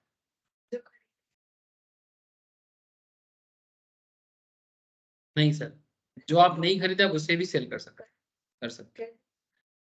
ये मार्केट ऑटोमेटिक इसको शॉर्ट सेलिंग कहते हैं। आगे टॉपिक आएगा, बताओ। ठीक है, तो सेल करेंगे तो फंड में सेल करोगे तो बाद में बाई करना पड़ता है। बताऊंगा सर, रुक जाओ। ठीक है, अब जयप्रद ने पूछ लिया तो बता दिया। अभी पहले नॉर्मल को समझो, फिर धीरे धीरे सब समझो।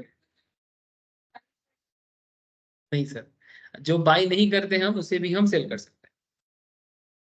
ठीक है, मतलब गिरती मार्केट में भी आपका सोच अगर सही होता है कि मार्केट गिरेगा तो आप उस मार्केट से भी कमा सकते हैं।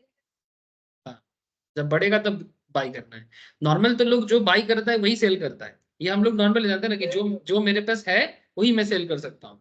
लेकिन मार्केट में शॉर्ट सेलिंग का कॉन्सेप्ट होता है जो इंट्राडे में वो यूज कर सकते हो और फ्यूचर एंड ऑप्शंस मार्केट में भी यूज कर सकते हो। ऑप्शन मार्केट में उसको कॉल या पुट के थ्रू से यूज किया जाता है और फ्यूचर मार्केट में आप उसको नॉर्मल सेल कर सकते हो, फ्यूचर सेल। जैसे एचडीएफसी बैंक का मैं अभी बोल रहा हूँ कि बढ़ेगा कर, लेकिन 2 दिन पहले जिन लोगों ने सेल किया है तभी मार्केट गिरा है, तो वो लोग पहले सेल किया होगा तो वो भी अर्न कर रहे हैं। सेल करके बाद में बाई करना पड़ता है। डोंट वरी, मैं आगे आगे डिस्कस करूंगा। नहीं, आप ही बाई करो। सेल करके जब आप सेल करोगे तो कोई उल्टा साइड में बाई कर रहा है, जब आप बाई करोगे तो कोई उल्टा साइड में सेल करेगा। जरूरी है। नहीं करोगे तो फिर पोजीशन क्लोज नहीं होगा। पोजीशन क्लोज नहीं होगा तो फिर आपका प्रॉफिट लॉस का क्या होगा? हाँ दिखाऊंगा सर, सब दिखाऊंगा। पहले आप नॉर्मल मार्केट में खरीदारी करना थोड़ा थोड़ा शुरू करो, फिर देखना धीरे। हाँ, नॉर्मल मार्केट में भी कर सकते हो। ये शॉर्ट सेलिंग का कॉन्सेप्ट अभी माथा में नहीं जाएगा, अभी छोड़ो इसको। ठीक है, धीरे धीरे समझ में आ जाएगा। याद है अमोलन तो अभी सेम क्वेश्चन करता था आपसे, सबको ही करता था जो भी न्यूली आता है ना मार्केट के बारे में उतना खबर नहीं है, तो उनको जब भी मैं शॉर्ट सेलिंग बोलता हूँ ना, ये कैसे समझ, मतलब एक तरह का मन में झगड़ा ही आ जाता है कि कैसे होगा, अब भी दिखाइए। डोंट वरी सर, दिखाऊंगा। अच्छा, अब पॉइंट क्या है कि मैं ये सोच रहा हूँ कि एचडीएफसी बैंक का मार्च फ्यूचर मुझे लेना है तो मैं बाय करूंगा। लेकिन इसमें एक प्रॉब्लम है। प्रॉब्लम क्या है कि इसमें आपको 1 या 2 शेयर नहीं मिलता है, लॉट लेना पड़ता है। लेकिन एक सुविधा भी है सर, अगर आपके पास ज्यादा पैसा है, अगर आप यही 550 शेयर स्पॉट मार्केट में खरीदने जाते हैं तो आपको 550 इंटू 1508 जो दाम चल रहा है उस दाम पे लेना पड़ता है। तो 550 इंटू 1508 स्पॉट मार्केट में आप खर्चा करते तो जाके आप एचडीएफसी बैंक का कितना शेयर ले पाते? 550 शेयर ले पाते। कितना वैल्यू है? 8,29,400। इतना पैसा आपके पास होता तो 550 शेयर आप खरीद पाते। लेकिन इंटरेस्टिंगली फ्यूचर मार्केट में क्या मौका दे रहा है सर कि आप 1,51,750 टाका में खरीद सकते हो, यही 8,29,400 टाका का शेयर बच गया। लेकिन इसका एक प्रॉब्लम भी है कि इसका रिस्क इसलिए है क्योंकि आप इसको अनलिमिटेड टाइम होल्ड नहीं कर सकते। फिर प्रॉब्लम ये है कि अगर आपके हिसाब से मार्केट ना चला तो आपका प्रॉफिट एंड लॉस का सिचुएशन डिफरेंट हो सकता है। तो जब तक कॉन्फिडेंस ना हो जाए ना मार्केट के प्रति, तब तक ये मार्केट में ट्रेड करना घातक साबित हो सकता है।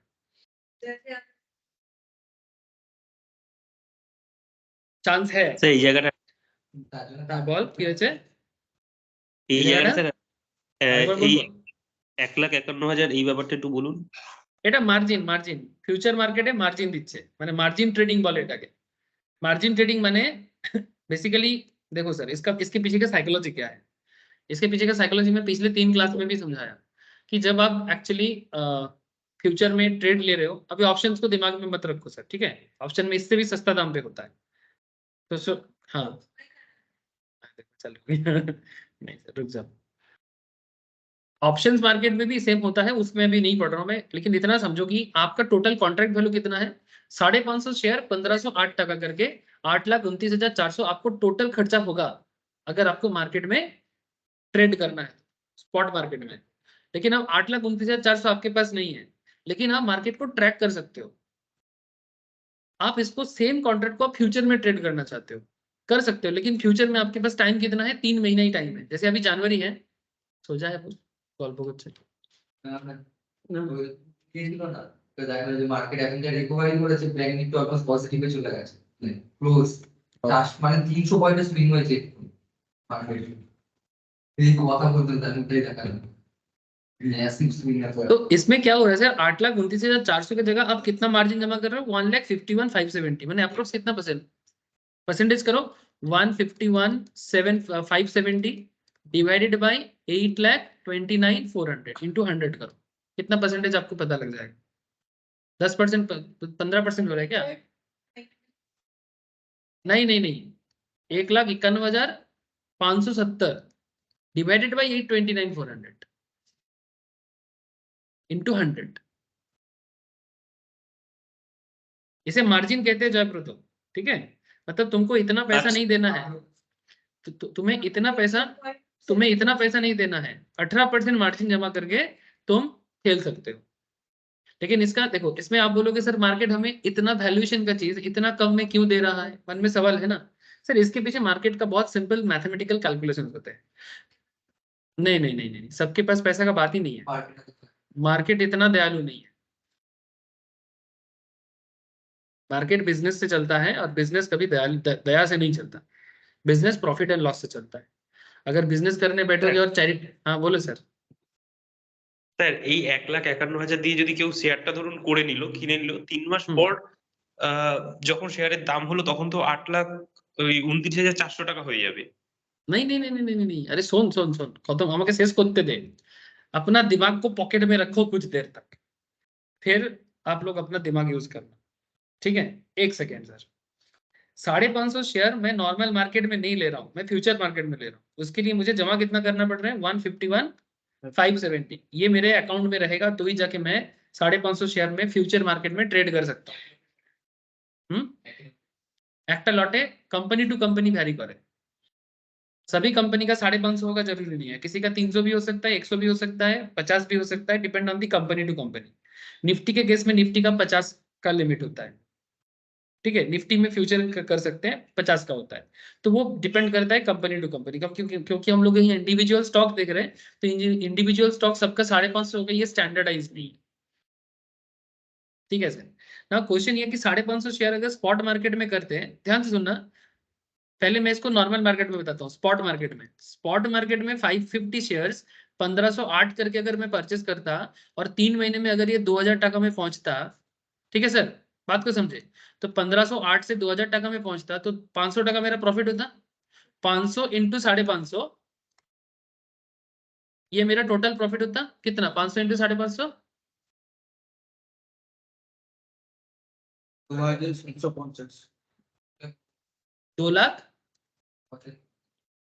2,75,000, ज्यादा बोला।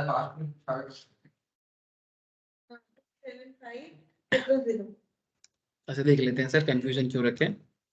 500 इंटू 550 क्या हो गया? ओ अच्छा, 500 इंटू 550, 2,75,000, थैंक यू सर, ठीक है? 2,75,000 मेरा प्रॉफिट हो रहा था, तो 2,75,000 प्रॉफिट। हाँ सर, मतलब बेसिकली आपका इन्वेस्टमेंट था 8,29,400, तो तुमको मिला था 2,75,000 3 महीने बाद। उसके लिए तुमको इन्वेस्ट कितना करना पड़ा, 8,29,400।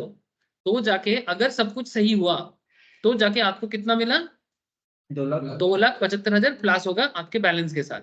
बाकी जो भी ब्रोकिंग चार्जेस वगैरह है वो थोड़ा काटा कुटा जाएगा, ठीक है? कितना ही हो जाएगा, 100-200 रुपया मैक्सिमम हो जाएगा। हाँ वही समझा रहे हैं। अब यही चीज आप फ्यूचर में करते हैं, आपका 550 का लॉट है, 1531 करके आपका दाम पड़ रहा है। अब मैं यहाँ से बोल रहा हूँ कि 3 महीने बाद अगर ये 2000 को टच करता है, ठीक है, तो भी आप 500 टका करके प्रॉफिट करता, ठीक है? एग्जाम्पल, अरे उससे भी मैं 500 माना था, इसलिए 500 मान रहा हूँ, थोड़ा कम ही है, 450 का, ठीक है? अब 500 रुपीज अगर तुम्हारा प्रॉफिट है, 500 इंटू 550 तुम प्रॉफिट कर रहे हो, मतलब अगेन तुम 2,75,000 ही कमा रहे हो। 1,51,570 तुम्हारा था, उसके साथ 2,75,000 ऐड हो। लेकिन सर 3 महीने में एक 1500 का शेयर 500 में जाएगा, ये रिस्क उठाना नॉर्मल बात नहीं होता है। अगर ये 1531 से 31 के मतलब 2000 के जगह अगर 1800 भी होता है तो भी प्रॉफिट कम हो गया।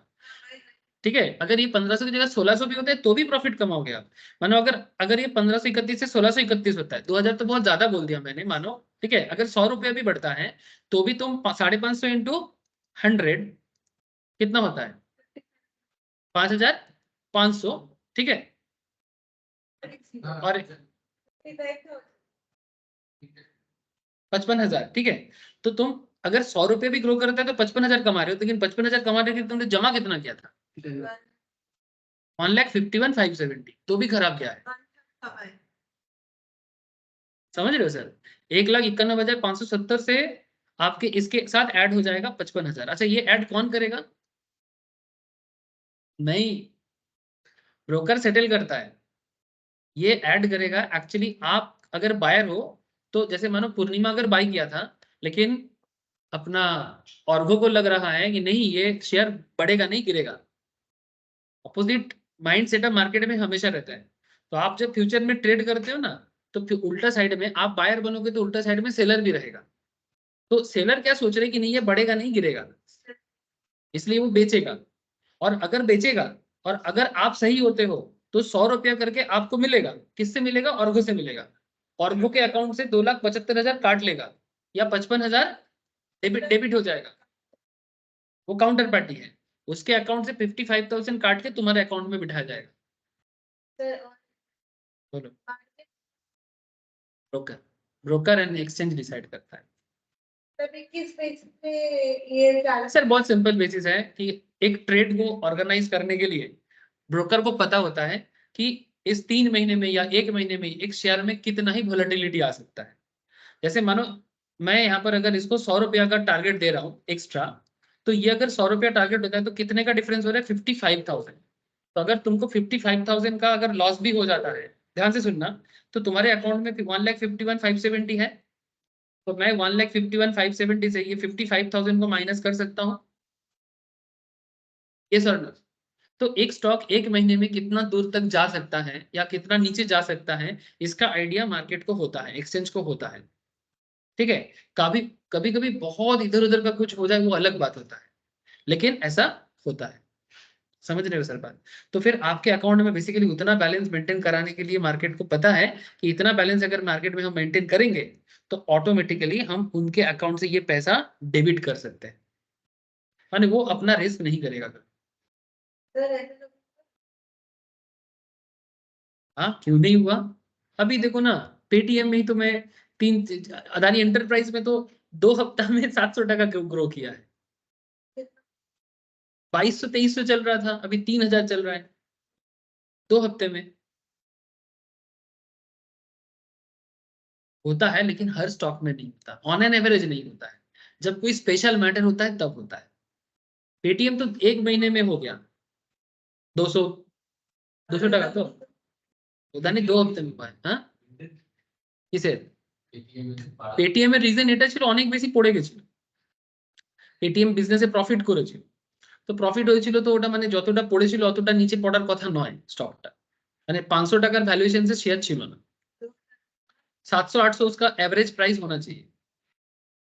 ठीक है, तो वो काफी ज्यादा अंडर वैल्यूड हो गया था। तो जब अंडर वैल्यूड हो जाता है ना, और टेक्निकल रीजन था, सपोर्ट में आ गया था, कैंडल स्टिक्स प्रॉपर मेंटेन हो रहा था, तो ऑटोमेटिकली बाई बनता है।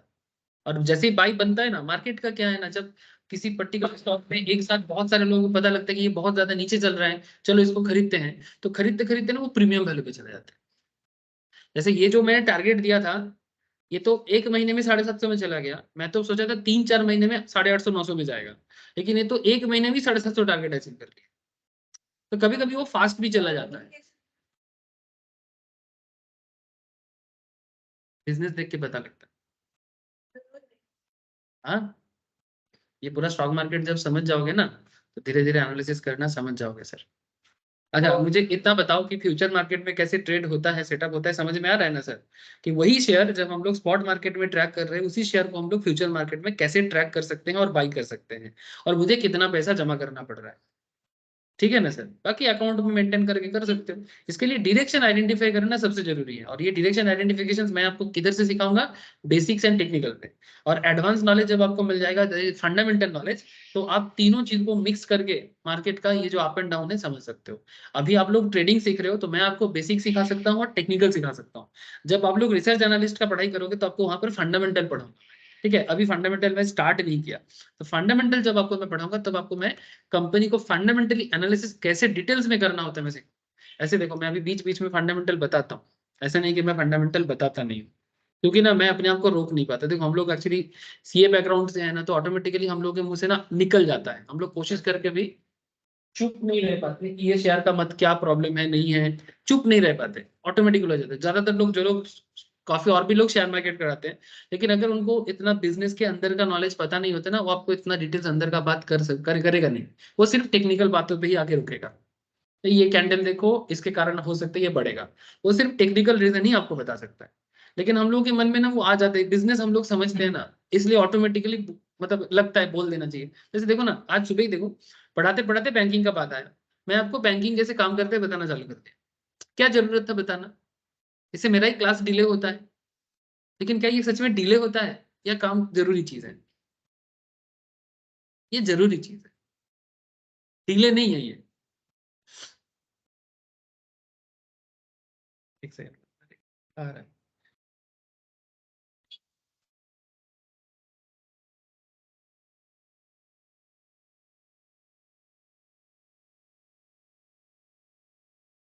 आप कहाँ पर हो आप?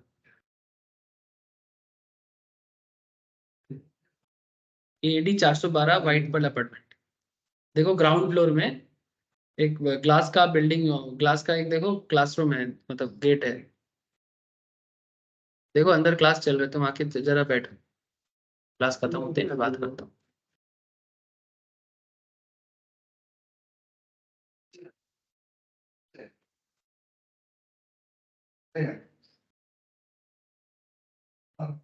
ओके टू गाइड में बैठो जरा, मैं बात करता हूँ। विक्रम नाम है तुम्हारा? बैठो सर।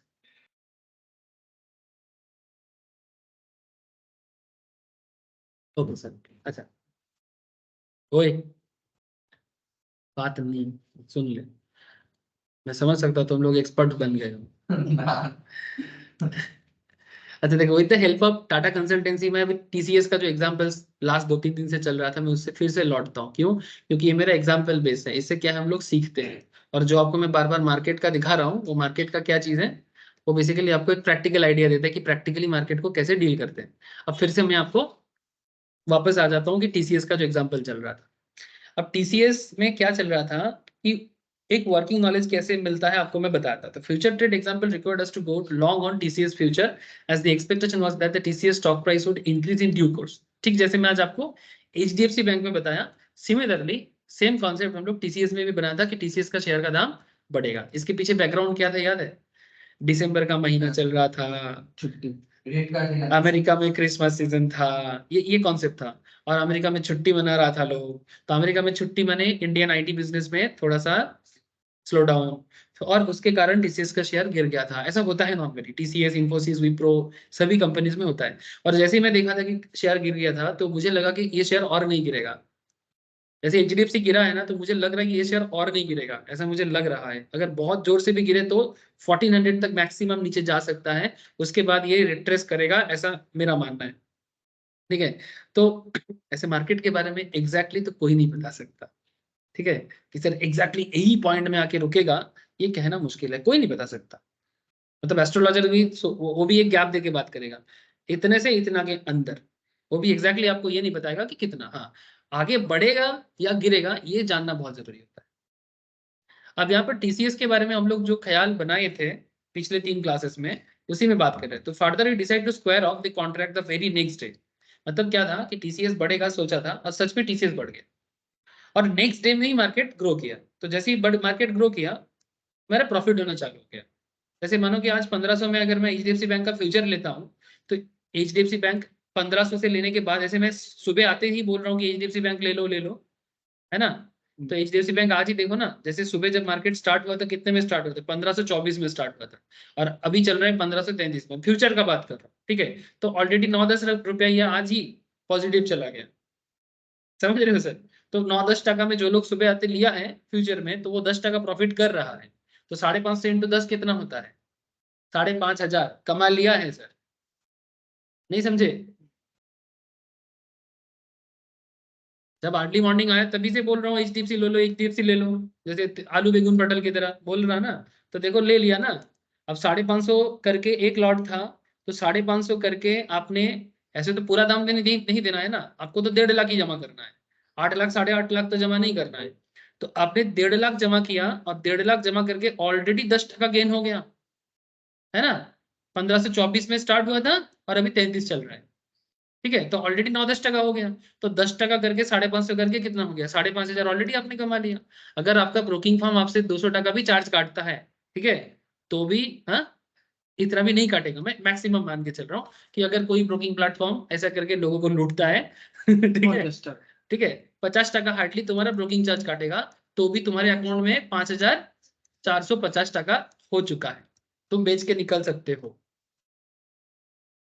हाँ, जो ये सब स्टॉक में लिक्विडिटी होता है, निफ्टी 50 स्टॉक्स है ना, ये सब स्टॉक में लिक्विडिटी होता है। आप सोच रहे हो, आपको लग रहा है कि क्यों क्यों क्यों इसमें आप कर सकते हो, आपको लग रहा है कि मैं ये शेयर खरीदूंगा और बेचूंगा, तो उल्टा साइड में जैसे मानो मेरे को लग रहा है कि अभी भी दम है, मैंने अभी तक लिया नहीं, तो मुझे लग रहा है कि यार इसमें अभी बहुत दम है, इसमें मैं अभी खरीदूंगा इसको, तो मैं खरीदूंगा, मैंने आप बेचोगे, मैंने जब मैं बायर बनूंगा तो कोई तो उल्टा साइड में होना चाहिए जो मुझे सेल करेगा।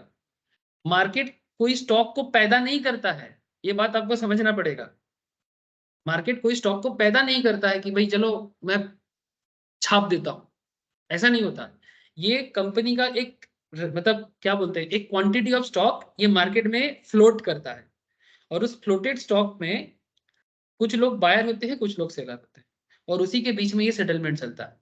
जैसे मानो जब हम लोग सुबह सुबह सब्जी मार्केट जाते हैं आलू बेगुन पटल खरीदने के लिए, तो आलू बेगुन पटल जितना आज की डेट में बनना था वो बन गया। अब मानो कि मार्केट में ज्यादा आलू बेगुन पटल का डिमांड हो गया, तो क्या आज ही इसी मूवमेंट में कोई बेगन लाके खड़ा कर सकता है कि देखो एक गाड़ी बेगन अभी बना के दे दिए? अभी जो फील्ड में बना हुआ है वो अगर कल प्रोडक्शन होगा तो मिलेगा। तो आज का जितना सेटलमेंट है वो आज के मार्केट के हिसाब से ही होगा, समझे कि नहीं सर? तो मार्केट अलग से कुछ पैदा नहीं करता है, जो कुछ भी मार्केट में अवेलेबल होते हैं उसी के बीच में बाइंग और सेलिंग में सेटलमेंट होता है। स्टॉक मार्केट को ना कोई दूसरी दुनिया का चीज ना समझे, ये एकदम आलू बेगुन पटल की तरह ही है। शायद आप लोग को ये बात अच्छा ना लगता हो मेरे मुंह से, बट आप जितना सिंपल समझोगे उतना बढ़िया।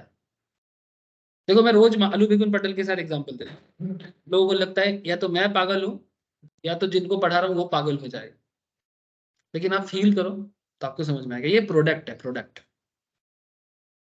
प्रोडक्ट है कि नहीं सर? जिस दिन आप इस प्रोडक्ट का एनालिसिस ठीक ठाक कर दिए आप फायदे में रहोगे, जिस दिन आपका प्रोडक्ट एनालिसिस गलत निकलेगा आप लॉस में चले जाओगे। एकदम बड़ा बाजार में जो लोग ट्रेडिंग करते हैं उनके तरह, बड़ा बाजार में काफी लोग बिजनेस करते हैं ना, मारवाड़ी बिजनेसमैन बहुत सारे हैं, पंजाबी लोग हैं, कुछ बंगाली बिजनेसमैन भी हैं, गुजराती लोग भी हैं। तो लोग ट्रेड करते हैं, क्या करते हैं, होलसेलर से सस्ता दाम पे लेता है और रिटेलर को महंगा दाम पे बेचते हैं। जिस दिन एनालिसिस थोड़ा गड़बड़ बैठ जाएगा उस दिन लॉस। लॉस खाता नहीं है क्या बिजनेसमैन? मानो जरूरत से ज्यादा स्टॉक उठा लिया, दुर्गा पूजा से पहले उनको लगा बहुत लोग आएगा, आया ही नहीं, क्या हो जाएगा उनका? लॉस हो जाएगा। फिर चैत्र सेल आएगा, फिर चैत्र सेल में जितना स्टॉक पड़ा हुआ था उसको सस्ता दाम में निकालने के लिए कोशिश करेगा। ये चैत्र सेल होता है ना बंगाल में, नहीं जानते? क्या बात करते हो, ये अपना बोईसाख, बोईसाख से पहले चैत्र मास के एंड पे, ठीक है, गर्मी जब आएगा उस टाइम पे चैत्र सेल होता है। वो चैत्र सेल क्या होता है, वो बेसिकली जो सारा साल भर का स्टॉक होता है ना, बिजनेसमैन, कपड़ा दुकान का बात कर रहा हूँ, वो अपना पुराना सारा स्टॉक को सस्ता दाम पे निकाल देता है, जितना पैसा मिल जाता है उससे नया बिजनेस करेगा। ये बंगाल का बिजनेस कल्चर है, मतलब जो बंगाल के बिजनेस का कॉन्सेप्ट है, पुराना कल्चर है, वो चैत्र महीने में सारा पुराना स्टॉक को निकालने का पूरा कोशिश करेगा, सस्ता से सस्ता दाम। इवन खादिम्स में भी चलता है, देखना खादिम्स बाटा में भी चलता है, चैत्रों से लिखा रहता है, ईयर एंड सेल। हाँ, वो बंगाली कैलेंडर के हिसाब से वो लोग सेल मनाता है, समझ गए? Real अच्छा, न्यू ईयर बोलने से तुम लोग दिसंबर समझ लेता। जनवरी। नहीं नहीं बिटकॉइन पहला वैशाख से पहले एग्जैक्टली वैसा ही होता है। अच्छा, ये बोझे जाच्छे तो फ्यूचर मार्केट समझ में आ रहा है ना, लेकिन अभी बहुत बात बाकी है सर। आप लोग तो मेरे को स्टॉक के पीछे ही मात पागल कर रहे हैं, अंदर का बात बोलने ही नहीं दे रहे हो सर। देखो, अच्छा, a rationale to go long on TCS was the thought was that TCS stock price had overreacted to the management statement. Management statement में क्या होता है, ओवर रिएक्ट कर देता है। ओवर रिएक्शन माने कई कार, जैसे मैनेजमेंट सोच रहा था कि उनका क्वार्टर रिजल्ट अच्छा नहीं होगा, तो मैनेजमेंट का एक रिपोर्ट, ठीक है, जैसे रिसेंटली इन्फोसिस का एक मैनेजमेंट रिपोर्ट आया ना कि उनको लग रहा है कि उतना स्लो डाउन होगा, तो अगर मैनेजमेंट अपने ही बिजनेस के बारे में नेगेटिव न्यूज बताता है ना, तो उसका इम्पैक्ट स्टॉक को पड़ता है। आज की जो एलटी हाँ हाँ, mind tree, very good sir. क्या क्या कंपनी का नाम बोले, देखो फिर से मेरे को स्टॉक में उलझ दिया। बोले नहीं लाइव सब में एलटी LTI माइंड ट्री, हाँ। ये कंपनी का LTI कहाँ रहे, नहीं आ रहा है। वही तो उठा एलटी है LTIM ना, IM IT कंपनी तो ये पास तक नाम सुने लगूंगा गैप डाउन ओपनिंग हुआ है कि उसका मैनेजमेंट को भी नेगेटिव न्यूज है क्या, पूरा मूवी सबाई है स्लो डाउन बोला है, IT स्टॉक स्लो डाउन होगा ये बोला है, ये भी IT स्टॉक है। मैंने मैनेजमेंट बोला है कि अभी बिजनेस स्लो डाउन जाएगा, खुदा का ग्रोथ विजिबिलिटी अभी उतना ज्यादा ग्रोथ नहीं है, मैंने सिंपल बात है, अभी मार्केट उतना अच्छा नहीं जाएगा। जैसे नॉर्मल दुकानदार भी तो बोलते हैं कि दादा, जैसे मानो मैं सब्जी मार्केट जाता हूँ ना, तो जाके पूछता हूँ कि बाजार केमन जाच्छे, ठीक है, जैसे आप लोग हिंदी में नहीं बोलते, मारवाड़ी में धंधा पानी कैसा जा रहा है, हाँ बोलते हैं सर। मारवाड़ी नॉर्थ इंडिया में कल्चर है कि किसी से कोई मिलता है ना, जैसे हम लोग बोलते हैं दादा क्या नाचो, तो क्योंकि मारवाड़ी कम्युनिटी या नॉर्थ इंडिया में बिजनेस बहुत होता है, तो वो लोग ना क्या नाचो ऐसा नहीं बोलते, और लड़का लोगों बोलते धंधा पानी कैसा जा रहा है। जैसे हम लोग मामा क्या नाचो, जेठा क्या नाचो, हम लोग कैसे बोलते हैं ना, हम लोग बात बात में बिजनेस का बात नहीं करते, बट नॉर्थ इंडियन कम्युनिटी में ये कल्चर है, कभी पूछते हैं और धंधा पानी सब ठीक बढ़िया जा रहा है, ठीक है, चोखो चल रहा है। चोखो चालसी ऐसे बोलते हैं ना, थोड़ा थोड़ा मारवाड़ी मैम से मेरे को सीखने को मिलता है। और नहीं तो कुछ नहीं तो बढ़िया, ऐसा करें बढ़िया जाने, हरियाणा लोग बढ़िया, हाँ? ऐसे बोले, तो इस तरह का कल्चर होता है। तो आप समझेगा, तो जब मार्केट खराब जाएगा तो क्या बोलेगा, इतना अच्छा नहीं जा रहा है, मंदी जा रहा है अभी, ठीक नहीं लग रहा है, बाजार नहीं बाजार ही नहीं, हाँ वही बात। अब ये कॉर्पोरेट लेवल में क्या बोलेगा, स्लो डाउन, एक ही बात है, दिखाने दिखा ये टर्म यहाँ ही, वही बात समझ में आ रहा है सर। इसलिए बिजनेस सीखो, ठीक है, विवेक बिंद्रा की तरह नहीं। ठीक है, बिजनेस सीखो, बट एकदम आम जनता की भाषा में सीखो। जो नॉर्मल बिजनेस ठोकर खाते खाते सीखते हैं ना, वो सिखाई होता है। वो 10 दिन का MBA, 4 YouTube वीडियो देख के बिजनेस करके दिखाओ, 4 YouTube वीडियो देख के बिजनेस बना के दिखाओ। जब बंदा ठोकर नहीं खाएगा ना, बिजनेसमैन नहीं बन सकता भाई, कभी नहीं, पॉसिबल नहीं है। कितना बड़ा विवेक बिंद्रा है सामने लाके, वो तो मेरे सामने नहीं है, मुझे ही जाना पड़ेगा। ठीक है, मैं चला जाकर उनको बोल सकता हूँ कि ऐसा नहीं हो सकता। आप उल्टा ये बोलो कि ठोकर खाने के लिए क्या करना पड़ेगा, ठोकर खा के उठेगा कैसे वो बताओ, समय कैसे यूज करना है वो बताओ, पेशेंस कहाँ से आएगा वो बताओ। 10 दिन में MBA, और ठोकर खाने का बात करेगा तो वीडियो में व्यूज नहीं होगा, अगर बोल देगा ना। कि আমাদের মার্কেটে যদি কোন মিউচুয়াল ফান্ড বা PMS এসে বলে না মার্কেটের অবস্থা কি করতে है ऐसे बोले मार्केट ठीक है, अगर वीडियोस में कोई बोलेगा कि 10 दिन की जगह बोलेगा 1000 दिन का MBA, कौन देखेगा वीडियो में, 1000 दिन का MBA कॉलेज में पढ़ लेते हैं, 1000 दिन में MBA कौन से, बोलेगा तो लोग देखेगा वही तो ना। 4 दिन में बाइसेप्स। नहीं 21 दिन में पैसा डबल ठीक है, तो बेसिकली देखो मैनेजमेंट का जो थॉट प्रोसेस है वो स्टॉक में इंपैक्ट देता है। Expected to stock price to increase in due course of time, a directional view was established and hence the future trade was initiated. Now the question was, anyway the expectation is that stock price will go higher. माने आपका expectation है किसी भी तरह से stock price higher जाएगा, why should one bother about the buying futures and why not the stock in spot market? ये मैं आपको जवाब दे दिया कि आप स्पॉट मार्केट में ना जाके क्यों फ्यूचर मार्केट में आओगे, इसका जवाब आपको मिल गया क्योंकि स्पॉट मार्केट में आपको ह्यूज अमाउंट ऑफ मनी का जरूरत पड़ता है, जो फ्यूचर मार्केट में आप कम पैसे में कर सकते हो। इसीलिए लोग स्पॉट को छोड़ के फ्यूचर में आएगा। अच्छा, बाकी चर्चा मैं नेक्स्ट क्लास में ही करूंगा आपके साथ, कल के क्लास में। कहाँ चला गया भाई, कहाँ क्लिक कर दिया, इधर उधर भाग गया क्या? और ऊपर आ गया।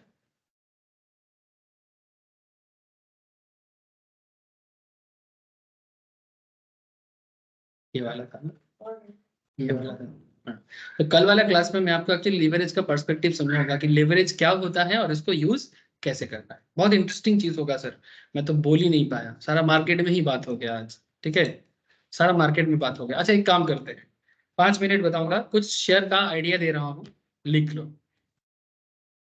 कुछ शेयर का आइडिया दे रहा हूँ, जो लोग शेयर खरीदना चाहता है वो खरीद सकते हैं, जिसको नॉलेज हो गया है।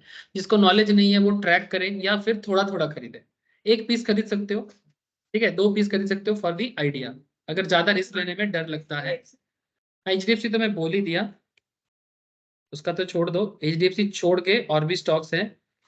अच्छा, इसमें सिर्फ मैं खरीदने के लिए नहीं बोल रहा हूँ, इसमें आप ट्रेड कर सकते हो, माने बाय भी कर सकते हो और सेल भी कर सकते हो। सर पता कैसे करेंगे? मैं जितना भी आप बताएंगे उसमें क्या हाँ, जितना मैं बताऊंगा सिर्फ तो उससे बाई कर नहीं सर। ठीक है, आप अच्छा बाय करना है कि सेल करना है, इसका डिटेल्स मैं आपको न्यूज में दूंगा, ठीक है, ग्रुप में छोड़ूंगा, तो उसमें आपको पढ़ के समझना है। नहीं, इंग्लिश में लिखा रहेगा। इंग्लिश में, हाँ। मैं बंगाली में नहीं, मेरा तो इंग्लिश में ही लिखा रहता है, लिखना मेरा सारा इंग्लिश में ही रहेगा। क्योंकि ना तो वो मैं ग्रुप में दे दूंगा कि आपको न्यूज पढ़ के समझना है कि वो पॉजिटिव न्यूज है कि नेगेटिव न्यूज है। ठीक है, अब फिलहाल आप स्टॉक टू वॉच बोल के या फिर अपॉर्चुनिटी यूनिवर्स बोल के एक हेडिंग करो। क्या हेडिंग करोगे सर? Opportunity universe. ठीक है, तो ये अपकमिंग वीक का है, अपॉर्चुनिटी यूनिवर्स। आज भी आप ये सारा को ट्रैक कर सकते हो, जब मार्केट क्लोज होगा देखना क्या क्या सिचुएशन है।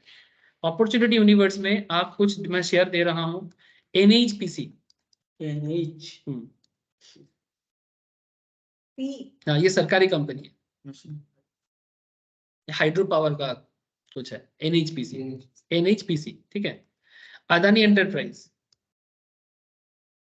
अदानी एंटरप्राइज में बाई कर सकते हो सर।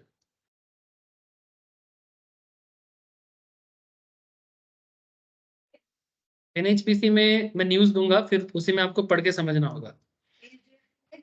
तो बाई बोल ही दिया। श्रीराम फाइनेंस बोल के कंपनी दे रहा हूँ, ये सब ट्रेड के लिए हैं, जो लोग ट्रेड समझते हैं उनको समझ में आ जाएगा। श्रीराम फाइनेंस ये 750 मिलियन का पैसा मार्केट से रेज कर रहा है ट्रेड के लिए। श्रीराम फाइनेंस काफी बड़ा फाइनेंस कंपनी है सर, पहले ये गाड़ी वगैरह का फाइनेंस करता था, व्हीकल फाइनेंस करता था, इसको बाइक के लिए बेसिकली बोल रहा हूँ। ठीक है, चेक करना। नजारा टेक, नजारा टेक्नोलॉजी गेमिंग कंपनी है, बाइक के लिए ही होगा, थोड़ा देखना।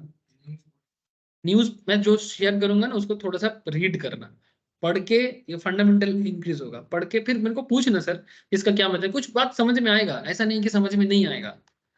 5 नंबर में लिखना नेटको pharma, नेटको pharma, NATCO, नेटको pharma, pharma company है। $2 billion हाँ, 2 बिलियन के आसपास कुछ इन्वेस्टमेंट है, सही सही इन्फॉर्मेशन है। हाँ, बाई के लिए ही बोल रहा हूँ, पॉजिटिव है। अच्छा, India bull housing finance 6 number में, इंडिया बुल हाउसिंग फाइनेंस। हाँ, आप आई बुल लिखो ना, आप गूगल में ले, ब्रोकिंग प्लेटफॉर्म में लिखोगे निकल के आ जाएगा, इंडिया बुल हाउसिंग फाइनेंस। 6 हुआ। ये भी बाई इंडिया बुल का भी है ये, इसका भी 5,000 करोड़ इक्विटी शेयर इशू करेगा ये, बाई के लिए ही बोल रहा हूँ। अच्छा, बाकी न्यूज पढ़ के थोड़ा समझना है। अच्छा, 7 नंबर में लिखो Sundaram finance and Zaggle prepaid ocean service.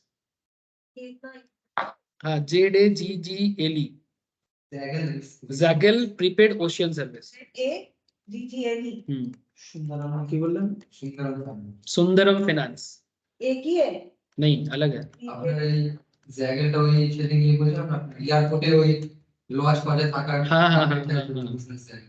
जैगिल prepaid ocean service, Sundaram finance 8 number में, 9 नंबर में दे दो रेल टेल कॉर्पोरेशन, सरकारी है।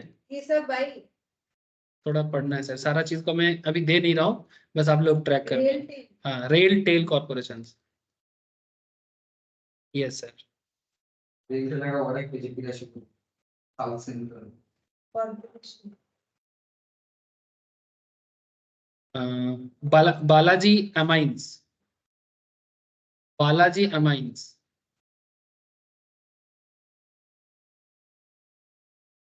बालाजी अमाइंस, खबर देख लेना था थोड़ा सा, इसका मैं कुछ बता नहीं रहा हूँ अभी। हाँ। বালাজি তারপর কি বললেন? Mines. Amines amines amines AMINES,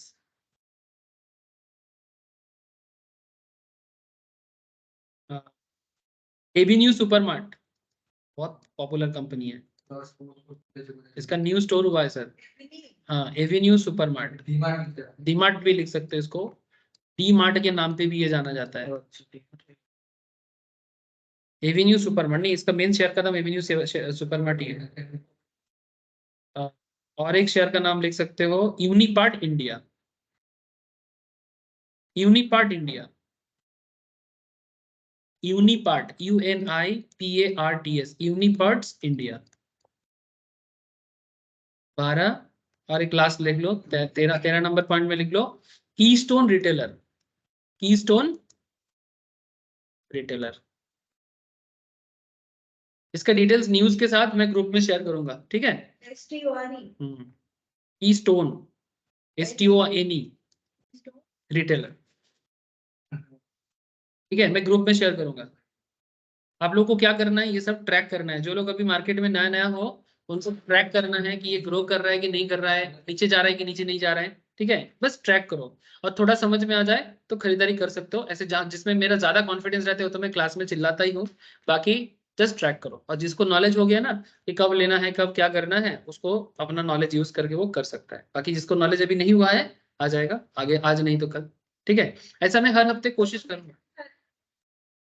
नहीं सर, सारे में इन्वेस्ट मत करो, देखो अभी, ठीक है, अभी देखो, ट्रैक करो, ठीक है, ट्रैक करो। एक हफ्ता के लिए मैं बोला ये सब, एक हफ्ता में इस शेयर में कुछ ना कुछ आपको पॉजिटिव या नेगेटिव, नेगेटिव तब होगा जब उसका न्यूज नेगेटिव होगा, पॉजिटिव तब होगा जब उसका न्यूज पॉजिटिव होगा, ठीक है। तो उसमें देखो कि कितना प्रतिशत सही हो रहा है, ठीक है, 60%, 70%, 80%, कितना प्रतिशत सही हो रहा है। तो इससे आपको कॉन्फिडेंस ग्रो होगा कि हाँ इस शेयर में हुआ है, ठीक है। ऐसा हाँ वो कर सकते हैं, ठीक है सर। आज इतना ही है, फिर बाकी कल मिलते हैं, ठीक है। Okay sir. Okay sir, bye फिर। Okay sir, bye.